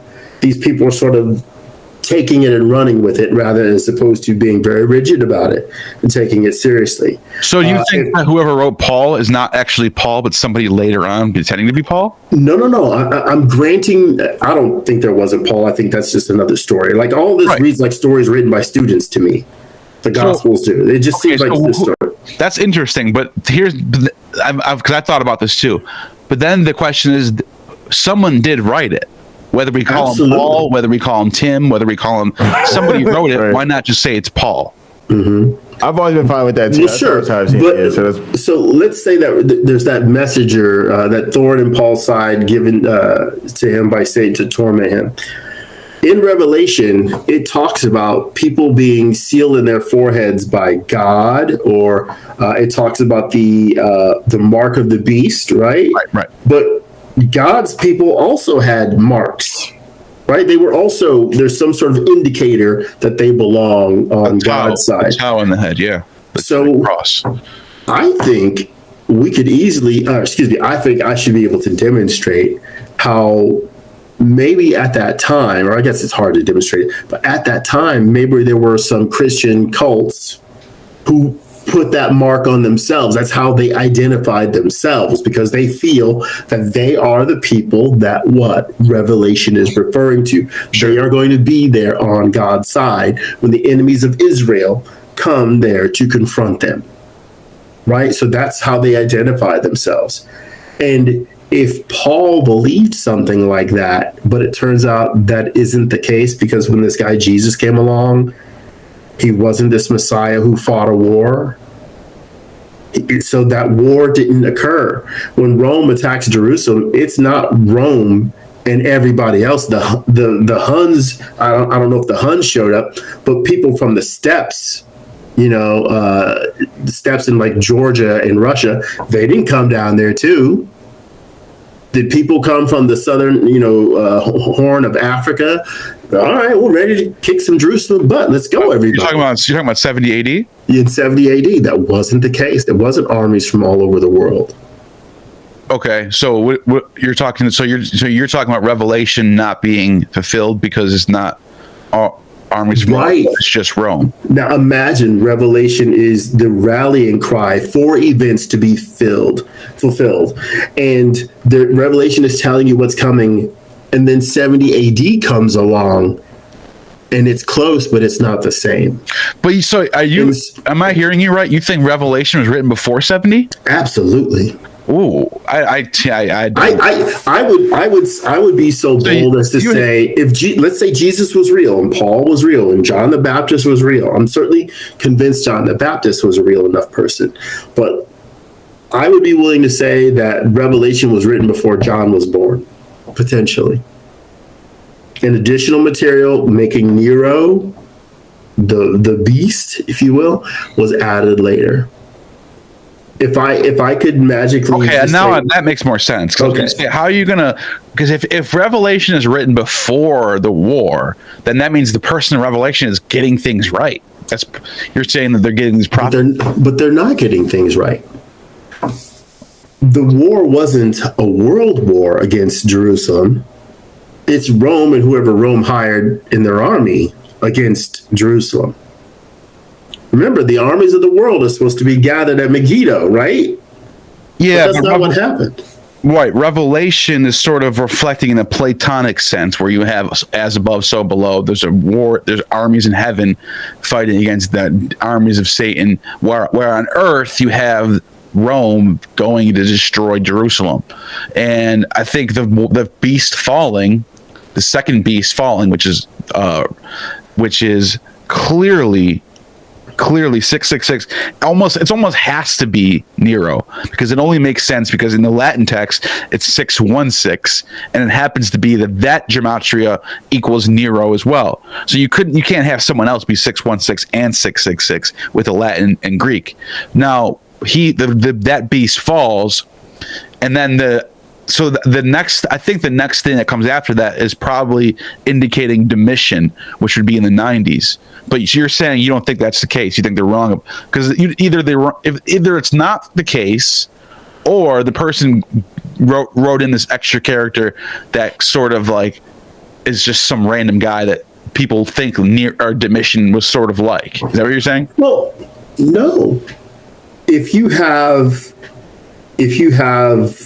the work of Revelation, and if we use my hypothesis that it was added to, there's additional material added in there that if Jesus was real, he didn't have. If John was real, he didn't have. This is added after the fact. You could, decades after John and Jesus are dead, you could make up the idea that it's Nero and implant that in sort of a finalized revelation. I get what you're saying now. So yeah, you think there was it's a rolling text that was changed and edited over time, and then they made it more accurate. But I don't want to say they made it more accurate. I guess it's better to say they politicize it into a modern context. Yeah. So if that agrees with making it more accurate, then I am getting to that same conclusion. I'm just not calling it that. So we're in agreement, but not for the same reasons. And and also to add to what we're saying, Josephus in the 90s, 96, as well as Suetonius and Tacitus in the late 110s, that decade, they have a text where they seem to be responding to the whole Revelation idea of there being a war in heaven at the exact same time that Titus knocked down the temple. So this was sort of a known thing which actually doesn't even hurt. It actually kind of strengthens what you're saying, because this is all being written later in 90s and 100s. But that would have to be added after the fact, right? Would you agree with that at least? Well, we can see people in the pulpit adding things today. Yeah, no, that definitely. Right? As they preach on it, they're adding things that aren't there in the text, even though it says you're not supposed to do that. Even though another book in the Bible says you're not supposed to add anything to this. Whatever, people do. It's just what human beings do when they're recounting a story. Now, one more thing I want to ask you. Go ahead. I love talking about this. I just need to do a better job of organizing the information. And another reason why people, and I agree with this actually, people put Revelation later is because it starts off with these 7 churches of Asia. Now, if for there being a network of churches, this would have to take time to develop, unless this is not Christian churches. These are just some sort of Greek monotheistic, Jewish / whatever. Is that what you think's going on here? I'm glad you brought this up. So I'm going to call them cults. Let's call them cult centers. We notice there's a book of Ephesians, but with the rest of the churches, there's no books to them, right? Yeah. So, okay. So what they could be, in my idea here, my theory here, is that they are cult centers for what becomes Christianity. They haven't become Christianity yet, but they will be the early churches of Christianity. So when it says, tell this to my angel at this church or my angel here, you know that an angel is also a messenger. So if the messenger is the one who will transmit this information to the congregation, you're sending a letter to that person for what that congregation is indeed supposed to be aware of, the part that they are expected to play, or how well they've been, I'd say, a part of the cult. Yeah. So let's. I want to use the Catholic Church as an example. It's too big of an example, but I'll use it as that anyway. So there's the Vatican. So everything sort of scales up to the Vatican, but you can go probably within 4 miles of where you're sitting right now and go to a Catholic church. For me, I'm in the sticks, so it's probably 30 miles from me. Pocket Locker, maybe it's 5 minutes for you. And it's the same message, right, being preached at each one. So let's just consider that. That's how that ancient, in my example, the ancient version of proto-Christianity worked. Now, because they're saying, if they're using Revelation as their book, right? This is before, again, I'll reiterate, it's before Matthew, Mark, Luke, and John. If they're using Revelation as their book of what's going to happen, they know they will play a part in it because they are receiving these letters. You could have had a John the Baptist or a Jesus that learned about these different cults, or this cult, and eventually became a part of it. And once in it, they may have seen that these men are particularly gifted in the way that they have the oration. They may feel especially called to be the two witnesses or somebody mentioned in the book of Revelation. And they are supposed to go out into the world and create the change. Now, Neil, for you, I have spent some time focusing on the word world, having wondered if there was, let's say this group of churches, this cult, I've often wondered, could they be referring to themselves as the world? Sure. You know, and then there's also another world that means everybody else, depending on how the term is used in the Greek when it's written out. Because if God so loved the world that he gave his only begotten son, well, you can sort of toss the Gentiles out. It's really what, like we see in churches today, well, we are a very orthodox group, so we are definitely the ones who are going to be saved, and not that group over there, and not that group over there. We are what, God's chosen people, because we are following the law. We are following what the prophets say. We are following the words of God himself. So I kind of think, in my hypothesis, this is how it began. I do the same thing every time I read the beginning of the Gospel of John. Did you have something? It looked like you were looking something up. No, I was just looking at the the map of the churches of Asia. Just getting a thing in my, while you were talking about that, just getting my just looking at the map of the churches of Asia and trying to understand. You know, I like to have visuals as I'm thinking. As do I. Yeah, as do I. But I'm not, and everything you're saying is all possible. I can't really say there's like something I can point to and say, well, that's impossible because of this. It's all possible. I get what you're saying. A lot of these texts are redacted and changed and edited, and they're all most of them are rolling texts. I've had scholars tell me that Luke Acts is probably written in the 2nd century. But this is my thing, and I wonder what you think about this. Because as far as Jesus' historicity goes, okay, don't you think? And this is this is sort of how this is why I'm a historicist. The fact that the thing about Jesus and like Paul, Paul's letters, and he doesn't really give us much about the life of Jesus, whatever. That's fine. But like, if this was some made up character, don't you think you'd have like Jews in the Talmud, not even just the Talmud, but like someone like Celsus in the early 2nd century, or don't you think there'd be some sort of hostile sources that are saying there was no guy, they made this up? Because you don't really have that. It seems like everybody even the hostile witnesses, even the people who hate Christianity, they seem to agree that this guy existed. Well, then where's that same kind of talk about Apollonius of Tyana? Well, I think he probably existed. Okay. Well, when you start to read all the miraculous powers Apollonius has, well, no, that's a great point. Might be a head scratcher. Here's the thing: Apollonius of Tyana is a prime example, but not even just Apollonius of Tyana. You know who Diogenes Laertius is? He wrote a book in the 3rd century called The Lives of the Philosophers, where he writes all these biographies of Socrates, of Empedocles, Parmenides, Plato, Epicurus, and in these stories are just like miracles, and they're talking to demons and they're talking to angels, and it's all just like stuff that obviously didn't happen. And you have that aspect.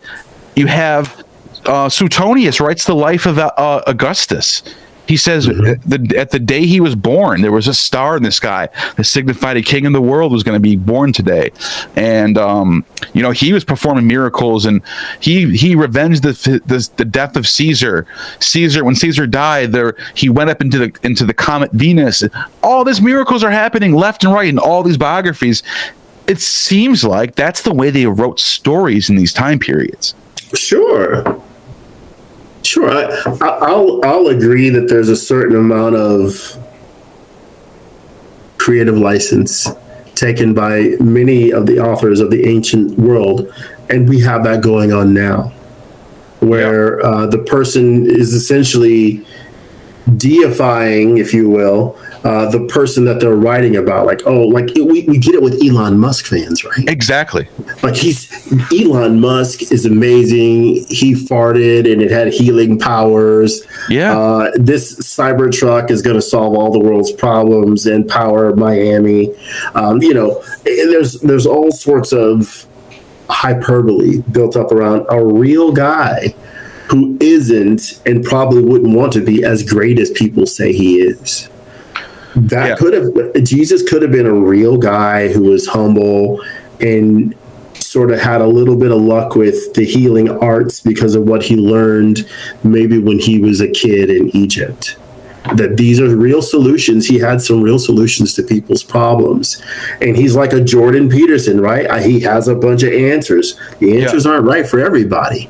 But to certain people who realize, you know what, I could apply that in my life, and they are indeed helped by it, it's a boon. Well, how hard would it be if that same guy is a con man and he gets a group of 12 other guys, some of who are duped, others who are in on the con? That's what I'm saying. And you have the biography of Alexander the Great, where he goes to Egypt and he goes to the oracle, and the oracle tells him, "You are the son of God. Today you have been begotten by Ammon, and you have prophesied to conquer the world. And as soon as you conquer the world, you're going to die."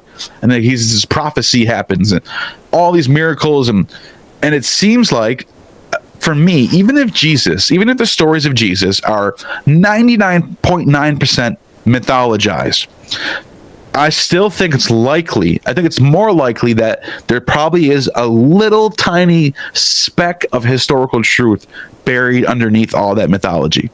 And for me, it's probably some guy who had a cult following and got crucified, and they're trying to make sense. Why would the Messiah, who he thought them as Messiah, why would he die? Let's figure this out. Let's go back to the Old Testament. They go to Isaiah 53, and look, the suffering Messiah. There we go. That's Jesus. Boom. They apply it on Jesus, and the next thing you know, you got the suffering. The Messiah was supposed to suffer the whole time. That's what I think is most likely.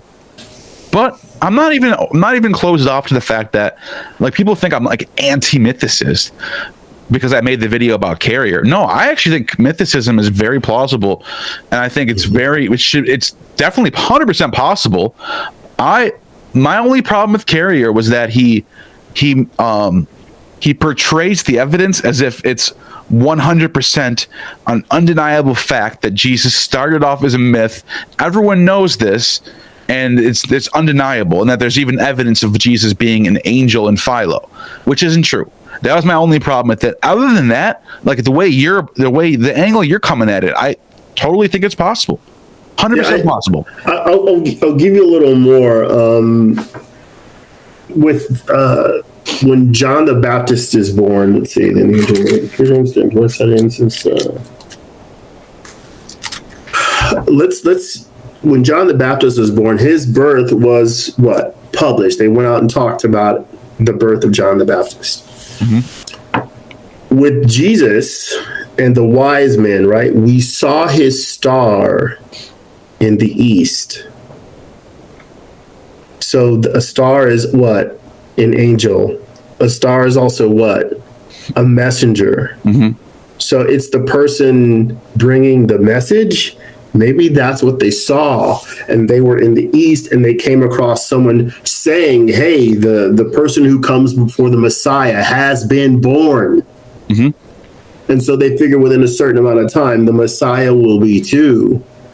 And if John's family is in this cult, right? Like, who was it? It was also secretly one of Jesus's disciples. Help me out here. Is it? Wait, which say that again? Was it Nicodemus? Was Nicodemus? Oh, yeah. Nicodemus. Okay, so if you have other people who are like Nicodemus, and maybe Zechariah, John the Baptist's father, was one of these people, John would have grown up hearing about what this cult thinks that the rest of Judaism doesn't necessarily believe. John would have been brought up thinking this is the time. If Jesus is truly his cousin, chances are his father Joseph would have been on it too. And then what? He would have grown up being indoctrinated with that to a certain degree as well.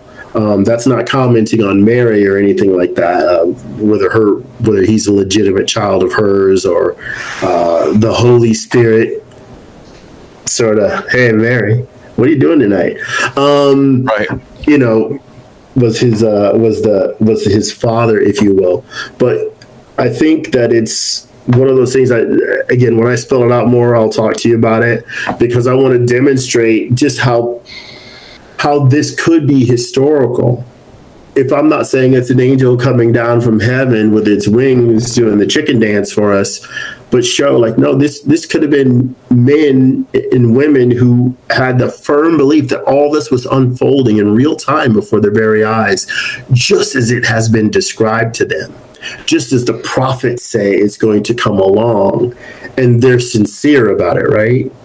I'm trying to give, I guess, out of my disbelief within this hypothesis and theory, I'm trying to give the ancient people, I guess, back their sincerity, which may have been there, right? If they were real people, if Jesus was real, if John was real, then people sincerely believe this as they do today. But back then, they could point and say, he is there. You know, yeah. Which we can't do now. We could say he was there, maybe. And I'm not giving people that much leeway. I'm like, nah, because all the stuff that's supposed to be miraculous and alive today, in action today, you can't prove. I'm supposed to have faith.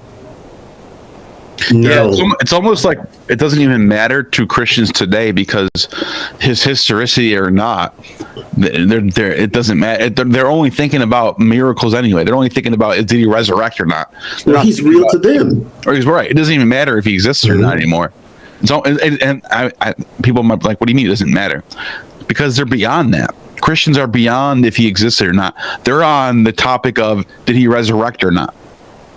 So it's almost like it almost doesn't even, I don't know how to say this. It's almost like it doesn't even help to even I like having these conversations. Me and you, we're just having fun talking.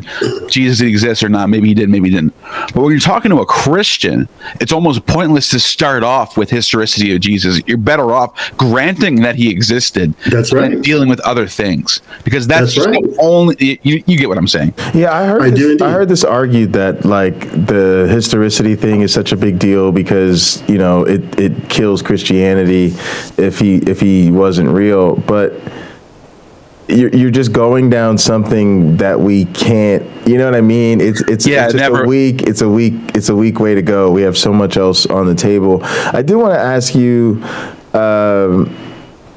where do you think Christians are at overall with the truth? Because I didn't get a straight answer from my mom when I asked her, does it even matter if Christianity is true? Like, do you think the same way they argue past the historicity of Jesus, they'd argue like what matters at this point, right? Like that's such a good question, because when I talk to someone like John Dominic Crossan or Dale C. Ellison Jr., these are scholars who are Christian, who are not fundamentalists. They're not young earth creationists. They believe in science. They believe in progress. They're probably Democrat voters too. This is mind blowing.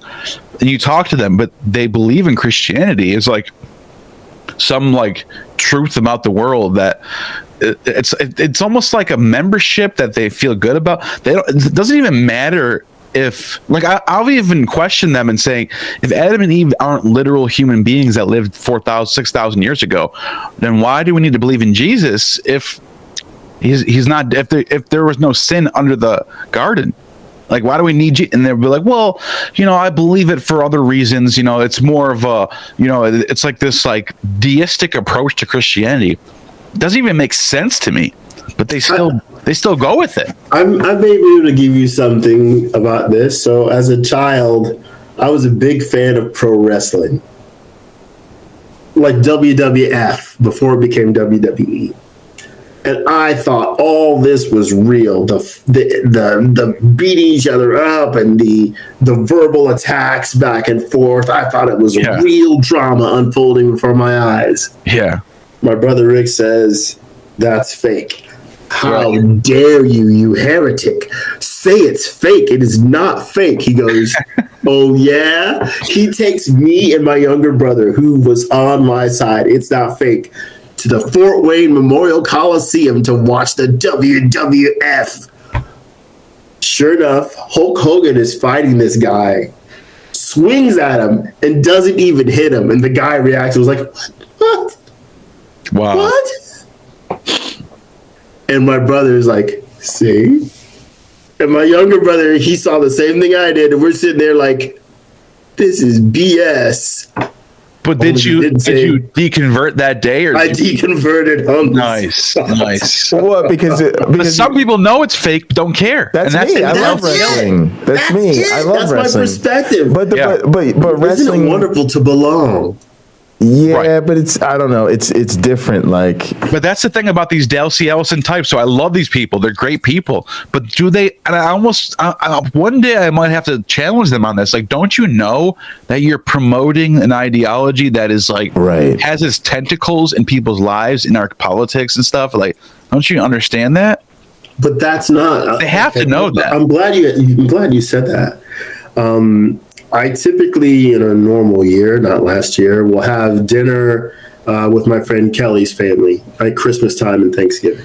I kind of don't want to be with anybody else at Christmas time and Thanksgiving. I love them. And a retired priest who used to preach at their church that they go to would come over and join us. And I love sitting with him, and we talk a little bit about life stuff, rarely theology, but it could come up. And another guy that comes to dinner there is a neighbor who's also an atheist. So it's a bunch of believers and two atheists, and one of the believers happens to be a priest. And we just enjoy talking about things. And one year we were talking about theology. And I talked about how the Old Testament has these laws that talk about if you're a gay person, you're supposed to be killed, or if you're a non-believer in a town of non-believers, you're supposed to kill all those people if they don't want to convert. And he said something that was beautiful. because I specifically wanted to interview him about what to say. What do believers who are parents or loved ones of a non-believer say to that person when they're told, hey, I no longer believe in the Christian faith? Right. Technically, they're supposed to be shunned. And he said it was the way he said it was so beautiful. You know, New Yorker. You can picture John Shelby Spong, very similar looking guy. He goes, the God that I believe in wouldn't say you reject your family member because they no longer believe in God. Now think of the power of that. The God, I can underline it for you, God that I believe in. It's his own personalized idea of what God is. It is a personal relationship with Jesus Christ, is it not? No, that's interesting, but that becomes that's like a private worship thing, right? It's an a la carte Jesus. It's an a la carte God. Now, I'll take the parts I like. I don't want the custard. That's interesting, because I've always wondered about what do we do about people who get fulfillment from believing in something, but they don't necessarily, they're not being dogmatic about like the laws. They're not like following some pastor down Plato's cave. They believe, they understand that it's like a self thing. They're projecting their own self up into something higher. Because what do we do about that? Is the self. Yeah, exactly? What do you do about people who get fulfillment out of believing in something? Do you tell them they're wrong and they should stop? What do you do about that's legitimate? I think so. I'm at that point. I'm at a point now because look, being in the KKK gives white people hope, meaning, and purpose. Good point. I just don't care anymore. I mean, I think you have thoroughly failed to. Let me give you an example. Mature. Yeah. Give me an example. Ocean Keltoy, the YouTuber. Have you heard of him? No. He's a YouTuber. He's a pagan. I think he's a pantheist. I can't remember what he said he is. He believes in spirits and gods. He's extremely progressive, extremely good dude. I don't have anything I can say about the guy as far as him being like promoting bad ideas, but he believes in God, and he does like what do you do about that type of I honestly, me personally, I don't have a problem with that. Wait, would you say he's a what? He's a pagan. A pagan. Okay, who cares? What do you get out of knowing him? If he's fun to listen to, exactly, and has some point. And has some wonderful perspective on things that you enjoy. My thing is I'm too hardcore of a scientist. I just don't think woo woo serves humanity anymore. And again, I differ from other people in this. You know who Vosh is? I do know who he is. Yeah. Vosh debated Ocean Keltoy on he said exactly what you just said. I don't care. He said your ideas make people stupid. They make people think that they can pray away something and you don't have to do anything, and there's no science necessary. And so they duked that out in that regard. But yeah, what you're saying is what Vosh was saying. But I'm recognizing that that's not everybody's there, right? A lot of people have a very your religion needs to be harmful or promoting something they think is wrong. So I get that. This is where me and certain a lot of people in our community part ways, right? Their thing is if your religion doesn't bother me, if you're over there, then it's fine. I just can't go there because that's not how people practice religion. People practice religion in a way where it influences their medical decisions. It influences how they decide who to be with. It influences their choices. And if it didn't influence them that way, they probably wouldn't have it in their lives. So it's just, for me, it's bad epistemology. Although I certainly get that people want to focus on the people they actually think are more harmful. Yeah, no, that's what I think. That's where the debate's going to be going forward with personal saviors, personal relationships that are not like dogmatic religious, but more of like spiritual side, that's where the conversation is going to be. Like, is your spiritual belief affecting the progress of science, and like, are you going to try to pray that climate change goes away and then not care about actually like doing your part in like, you know, plastics and stuff? That's the type of stuff that I think that is going to be where the discussion is going to be at, because you got to, like, you can't make someone not believe in something they truly believe in. If they believe it, they believe it. There's nothing. That's right. You know, it's interesting though. It's one of those gray areas that you don't. It's like, what do you do? Well, I think you have to call people on their BS, but at the same time, if you love and enjoy people, I guess I like what I do. I'm immensely entertained by people's opinions on faith and religion. And I've been lucky enough to sit in a Sangha with Buddhists and people of other faiths, you know, go to a Jewish temple and stuff like that, and be well received and have a wonderful time. I appreciate those people far more than I do their faith practice. But right. those people are often tied to the faith practice and do the best expressing of themselves when they are there because it's safe, right? They know they're going to be accepted. Yeah, I'm with you. But what I say to people in that state is fine, but to me that epitomizes pathetic. And I'm not saying this, I wouldn't say that to them, right? The person came up to me like this, I wouldn't say you're pathetic because, you know, you need to hold on to your spiritualism to be the best version of yourself tomorrow. But that is what I would feel, honestly. I would feel like, wow, I understand that. You're in a state where you're really lacking tools or resources or support in some kind of way. And it's almost like, Neil, I used to say this, I used to say the best argument for Christianity or whatever it was, I would always say sobriety. Sobriety. If you could tell me Jesus is the reason you're sober, right? Again, it's not going to make me believe it, but as far as a good reason for me to let you believe it, sobriety. Yeah. But the funny thing about what you just said is that if you go to an Alcoholics Anonymous or Narcotics Anonymous meeting, and by the way, these are most cities in America, if you go to jail for a drug offense, they'll let you out early as long as you agree to go to programs. Now, what do these programs entail? Getting a higher power. I'm not kidding.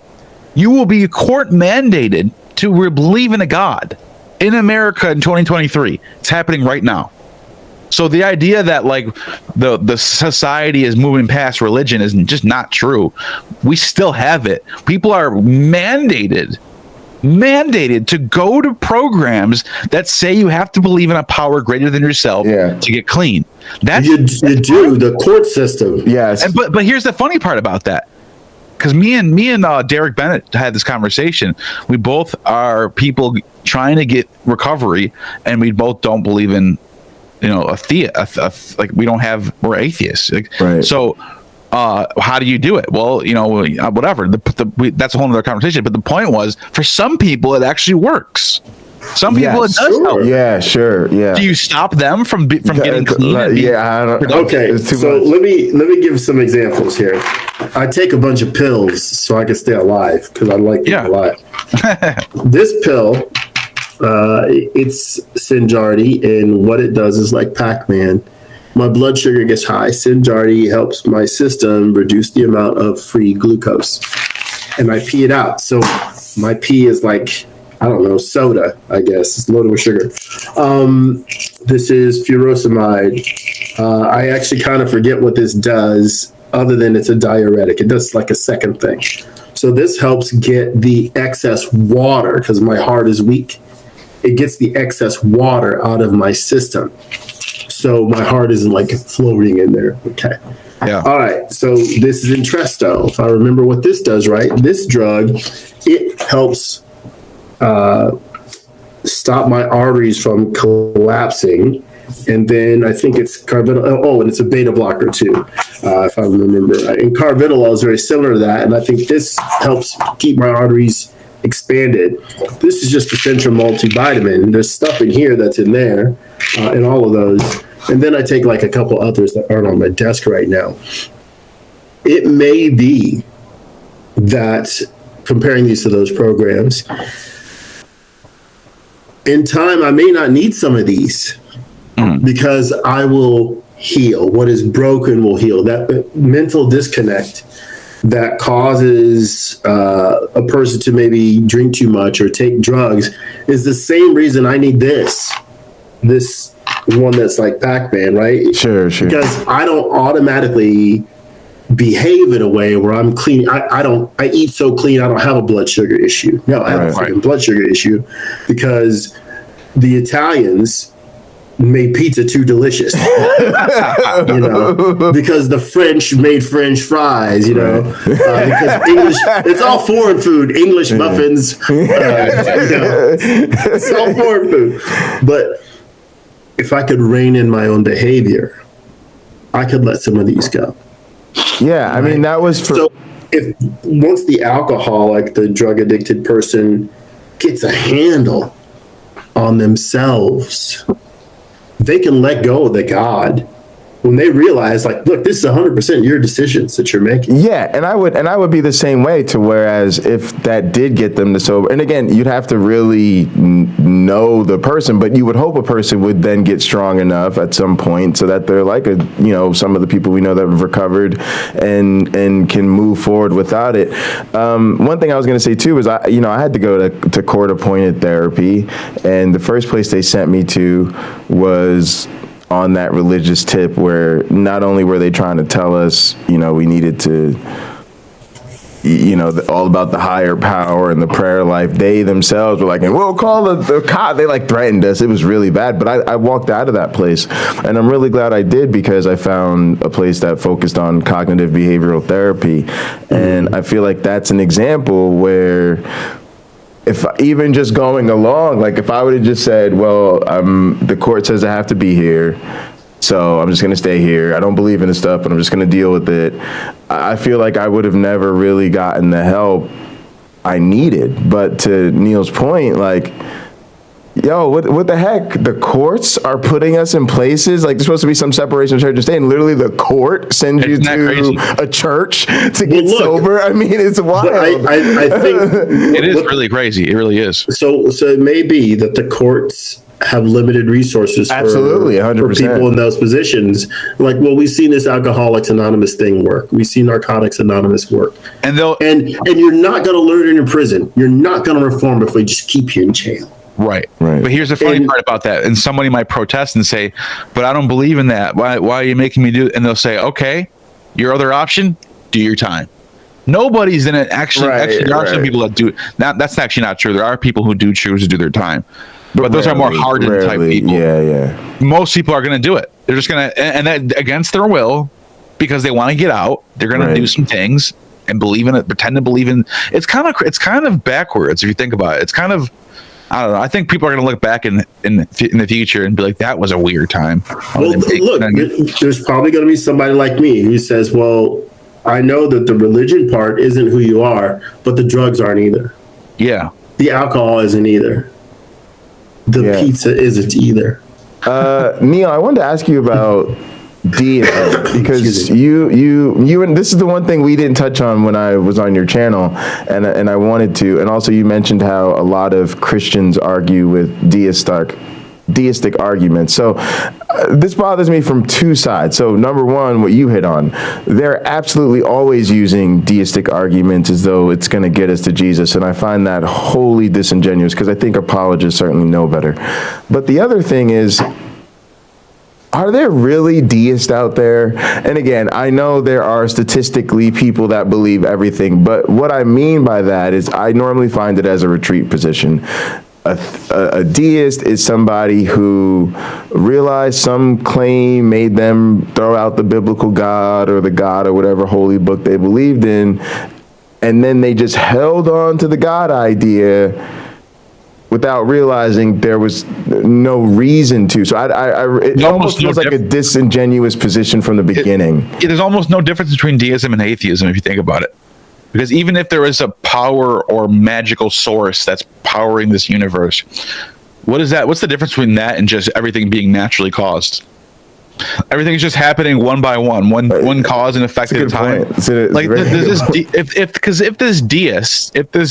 if this deism thing, whatever we want to call it, let's call it Deus. If Deus is not a theistic God that wants things or talks to people or engages with people, then it doesn't matter anyway. We're all just playing out this reality, and that's it. That's over after that. So it's the same thing as atheism. Yes. And then also, I always ask the question of, where do you get the idea of a deist God? And it's a book. It's just like, where? Like where? You know what it is? It's people can't wrap their head around being in this universe and being conscious of the universe, but also being that you can be conscious, but there's not something above you that's also people can't wrap their head around that. It's hard to wrap their head around that because most people are brought up to believe that, like at a young age, there's heaven and hell, and there's a God that created you, and like that sticks with people so hard that even when they deconvert from Christianity, they still have to think like this. I'm talking about myself. They still think, well, there's got to be something. I mean, well, come on now. Like that was my thought process for a long time. Right. You know? Absolutely. And they also. They do that, right? And Assembly of God did make a good point that the Muslims do the same shit, right? Where are you at with Muslim apologetics? Because I often get criticized, like I don't address Islam or Judaism enough. I want to do more with those stuff, but it's not as much in my wheelhouse. But overall, the limited conversations I have had with Muslims on the internet, it's like they're years behind the 8 ball because they're just trying to give me these cleverly masked versions of the, William Lane Craig's cosmological Kalam or whatever, and I'm just like, are you serious, dude? Like, that's the thing, man. It's because deism is so unfalsifiable. Yes. All you got to do is use deism as a shield and say you can't prove a God didn't create the universe. Therefore, we're going to jump over to my book is true. It's such a weird thing that nobody addresses enough. Like, why do all these different whether it's, let's talk about Muslims for a second, okay? You can't prove that. You can't explain what happened before the Big Bang. Therefore, the Quran is true. Wait a minute. Where do we get to that jump from? How do you get to just throw that in there, tuck that underneath the fact that we don't know what happened before the Big Bang? Right. That to me is one of those things that you see with people today. And then again, they're proposing to know, right? Again, yeah. if you're a deist, you're saying so. Then why does the Quran say so? But up the book. You'll ask them, why does the Quran say that the sun goes underneath the earth? That's not true. If the Quran's wrong about that, it doesn't say anything about the Big Bang. It doesn't say anything about billions of years. Where's all the science at in your Quran? If you don't have it in the Quran, then you don't get to say, because we don't know what happened before the Big Bang, therefore Quran true. But let's take a compassionate approach. Do we have to? No, but I will. You do not. I will. It's more about what the Quran gets right. It's more about what the Bible gets right.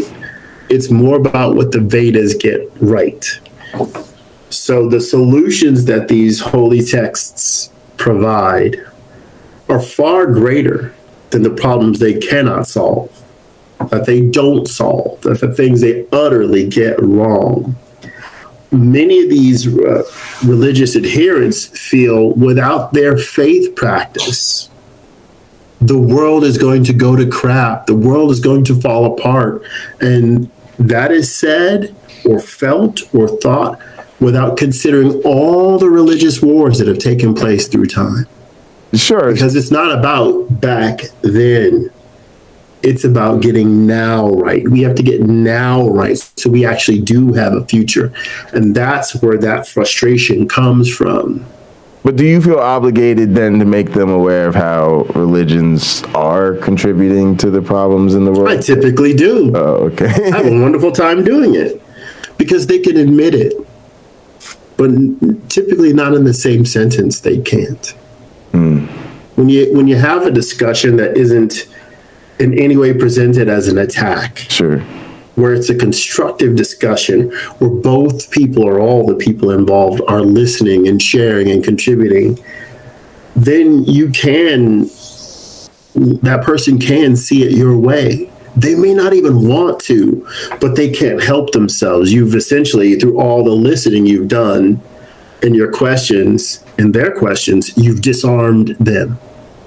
That part of their brain that shuts down, that won't let them hear you, is disarmed. It's gone. So Neil, I used to say that we'd have more effective conversations almost if we came at this from former Christians, right? So to my one black friend's point, it's like, I hate the fact that if a Christian says to Christian, man, I'm having some doubts, I took a biology class and, I'm going through the evidence of evolution, whatever it is, or I'm struggling with the question of morality, like whatever it is, if it's another Christian saying it, it's like, oh, well, that's okay, brother. Everybody has their doubts, and they'll make some sort of effort to accommodate you. But it's like, because people engage you as an atheist, there's like an immediate hostility towards what you have to say sometimes, and it's frustrating. Right. I always say you see the atheist in front of you, but you don't see the Christian it took to get here. Right, and the funny thing is, like, I was even looking at the comments, and I saw someone say something like, well, you guys are like trying to, what do they say? It's something along the lines, you're trying to prove that you're going to go to hell or something. Like, I'm trying to argue that I want this to be true so that we can all go to hell. Like, I want this to be the case. You understand what I'm saying? Right, like, yeah. They think that like we're doing something that's like, oh yeah, I'm arguing for this because I want hell to be true. I want us all to go to hell. I don't know if did you see the slavery debate on Derek's channel? Yeah, a little bit. To me, that's like, I was late for that too, but it was great. I thought that's what the one side was arguing. It's almost like they're well, you guys are reading into this that the Bible endorses slavery because what do you think we want? Like, we wanted to leave the faith of our parents. They act like there's only two options in these things. Like, oh, it's either Jesus is real and we're all gonna get saved by him, or it's just pure atheism and like that's it. Like they can't decide. Like, they can't think of, like, it's only those two choices for them. You understand what I'm saying? Yeah, it's I don't know. It's weird. It's one of those weird things that I don't understand it, but that's the way they think. Yeah. Go ahead, my one black friend. All right. Let's open the scriptures, shall we? Oh, Lord. The trouble that a lot of Christians have with slavery and them trying to defend it, again, that's a person trying to redeem God. Because they may find that despicable that there was slavery, that the Bible says, hey, your son's worth twice as much as your daughter. If you're going to sell your kids into slavery, offer all these rules to slavery, how you can beat a kid, how you can trap, or you could buy people around you, from other cultures and make them your slaves. You can give them as property. All of that, to most modern people, is offensive. Right. And they don't want to think God can do it. Allow me to give you something. What is it? An aperitif, like this is what you have before you have your meal. Right. If that is hard to swallow, here's the only appetizer they need. Okay? Ezekiel chapter 20, 24 to 26. Because they had not executed my judgments, but had despised my statutes and had polluted my Sabbath, and their eyes were after their fathers' idols. Therefore I gave them statutes that were not good, and judgments whereby they should not live. And I polluted them in their own gifts, in that they caused to pass through the fire all who openeth the womb, that I might make them desolate, to end that they might know that I am the Lord. Okay, so it almost sounds like God saying, I made my people awful just because they had perverted my name, so I made them do terrible shit. I made them kill my their laws. kids. So weird. I made them kill their kids so they could realize what it's like not to follow me. He made them do it. He gave them laws. What did it say? Oh my goodness. Whereby they should not live. So he told them, ladies and gentlemen, if you're talking to a Christian that thinks gays should die and trans people should have no rights, or this person of that color, they shouldn't, or there shouldn't be immigrants in this country, read this to them. Ezekiel 24, chapter 20, 24 to 26. God gave them laws whereby they should not live. Absolutely. So he told them to do things they should not do. Well, who's to say that this law that you're trying to enact, get Congress to enact, who's to say that that isn't a law where these people should not live by? Who's to say? What makes you think your God is right? What makes you think your God is moral? Again and again, if we're comparing the Christian morality, the biblical morality to modern day morality, those people had it rough. We have it a heck of a lot easier than they do, because why? We have the benefit of thousands of years of philosophy, political discourse, and watching society improve as we got rid of things like slavery. Absolutely. Right? Absolutely. All right. My one black friend, anything you want to say? Let's wrap it up so we can. Neil, we got to have you on again, man. Thanks so much for coming by. This was super definitely fun. Do it again soon, for sure. Yeah, go ahead. I'll let you know, Neil, when I get this a little more sussed out, my hypothesis and theory. When my hypothesis is more than just a hypothesis, and I can give you a chapter and verse. I'm down. We can do this on my channel, maybe something. Yeah, I'd be happy to. That'd be great. I'd be happy to. I'll experiment here first, so all the people can correct me, and I can work on the things that they challenge me on, and get rid of all the garbage ideas and keep the good. Yeah, that's just, it's fun. I love it. But yeah, I'm right and everybody else is wrong. Actually, I don't know that yet. I don't know that yet. Exactly. I'm sure there's a lot of learning I'm going to do in sorting through this process. For sure. Yeah, it's good being back in the saddle, though. I'm happy to be back in the United States. We have a lot of fantastic opportunities here in this country. And you can go some other places where toilet paper is for the guests. Yeah. Because it's a luxury item. Nice. Neil, I would just say thanks so much for coming, and we'd love to have you back, and love to get your thoughts on more of the sort of political, social stuff going on in this country. Like, quickly, I guess my last question would be, what are your thoughts on Santos, right? Because it feels very cult-like, to where they've all just got to go along with it now. But it's weird. I don't know. Do you does it shock you? Like, right? You're like, I don't know. It's it weird. just shows how the right now, and I'm sorry for anyone watching who leans conservative, but I have to say, like, I got to be real with you. Right now, the party of the rights in this country is completely corrupt. It's just beyond repair at this point. I don't know what to do about it. So, yeah, I mean, that used to be a party that, like I said, like, there was a time when, if you were remarried, right, you kept yourself out of public life because that was considered enough of a not the right type of family image to have for an elected official, right? Mm-hmm. And now we're at a place where people are lying about Holocaust survival and being in 9/11 and your death of your mother and your. He's even being called college. out by. He's even being called out by what's her name? The girl who was a Democrat that switched over to the Republicans. I can't remember her name. Kirsten Sinema. No, that's not her name. What is it? It's Tulsi Gabbard. No, she went Gabbard. Tulsi Gabbard. Yeah. Even Tulsi Gabbard is calling this dude out like, you're a liar. And I'm just like, what is going? This party is about to implode right now. So one of the stories I just heard recently, on January 5th, 2021, the day before the insurrection, he gave a political rally speech in Dolce & Gabbana, some like fancy luxury scarf, that he had stolen from one of his roommates.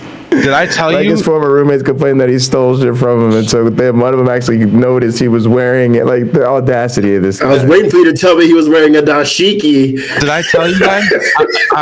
You guys, this is gonna be a whole episode. I can tell you guys a story that my church was so interconnected with the political right. We had a paid bus sent down to our church to take people to DC. For January 6th. It was all planned from the beginning. I knew about the whole time. I have text messages from people saying, get ready for January 6th. We're going to take our country back. Wow. That's not a Romans 13 way of Christianity. I've shown this to people too. People think I'm lying. I can show you. We gotta have you back on to talk about that. Absolutely. Yeah, I was in that world, man. That was a real thing happening. It's not. That legitimately was planned out from the beginning to go, and the plan was that Mike Pence was going to follow suit, but he didn't. That's why everyone lost their minds. The plan was they were going to go there, and then Mike Pence was supposed to be the guy, but because of the pressure. He actually did the right thing, though. He did the right thing, which is mind blowing. Hell yeah, that's our follow-up episode right there. Yeah, we'll do that next time. All right, man. Appreciate you guys so much. In the name of the Darwin, the Dawkins, and the Christopher Hitchens, science bless you all. Poof. Take care.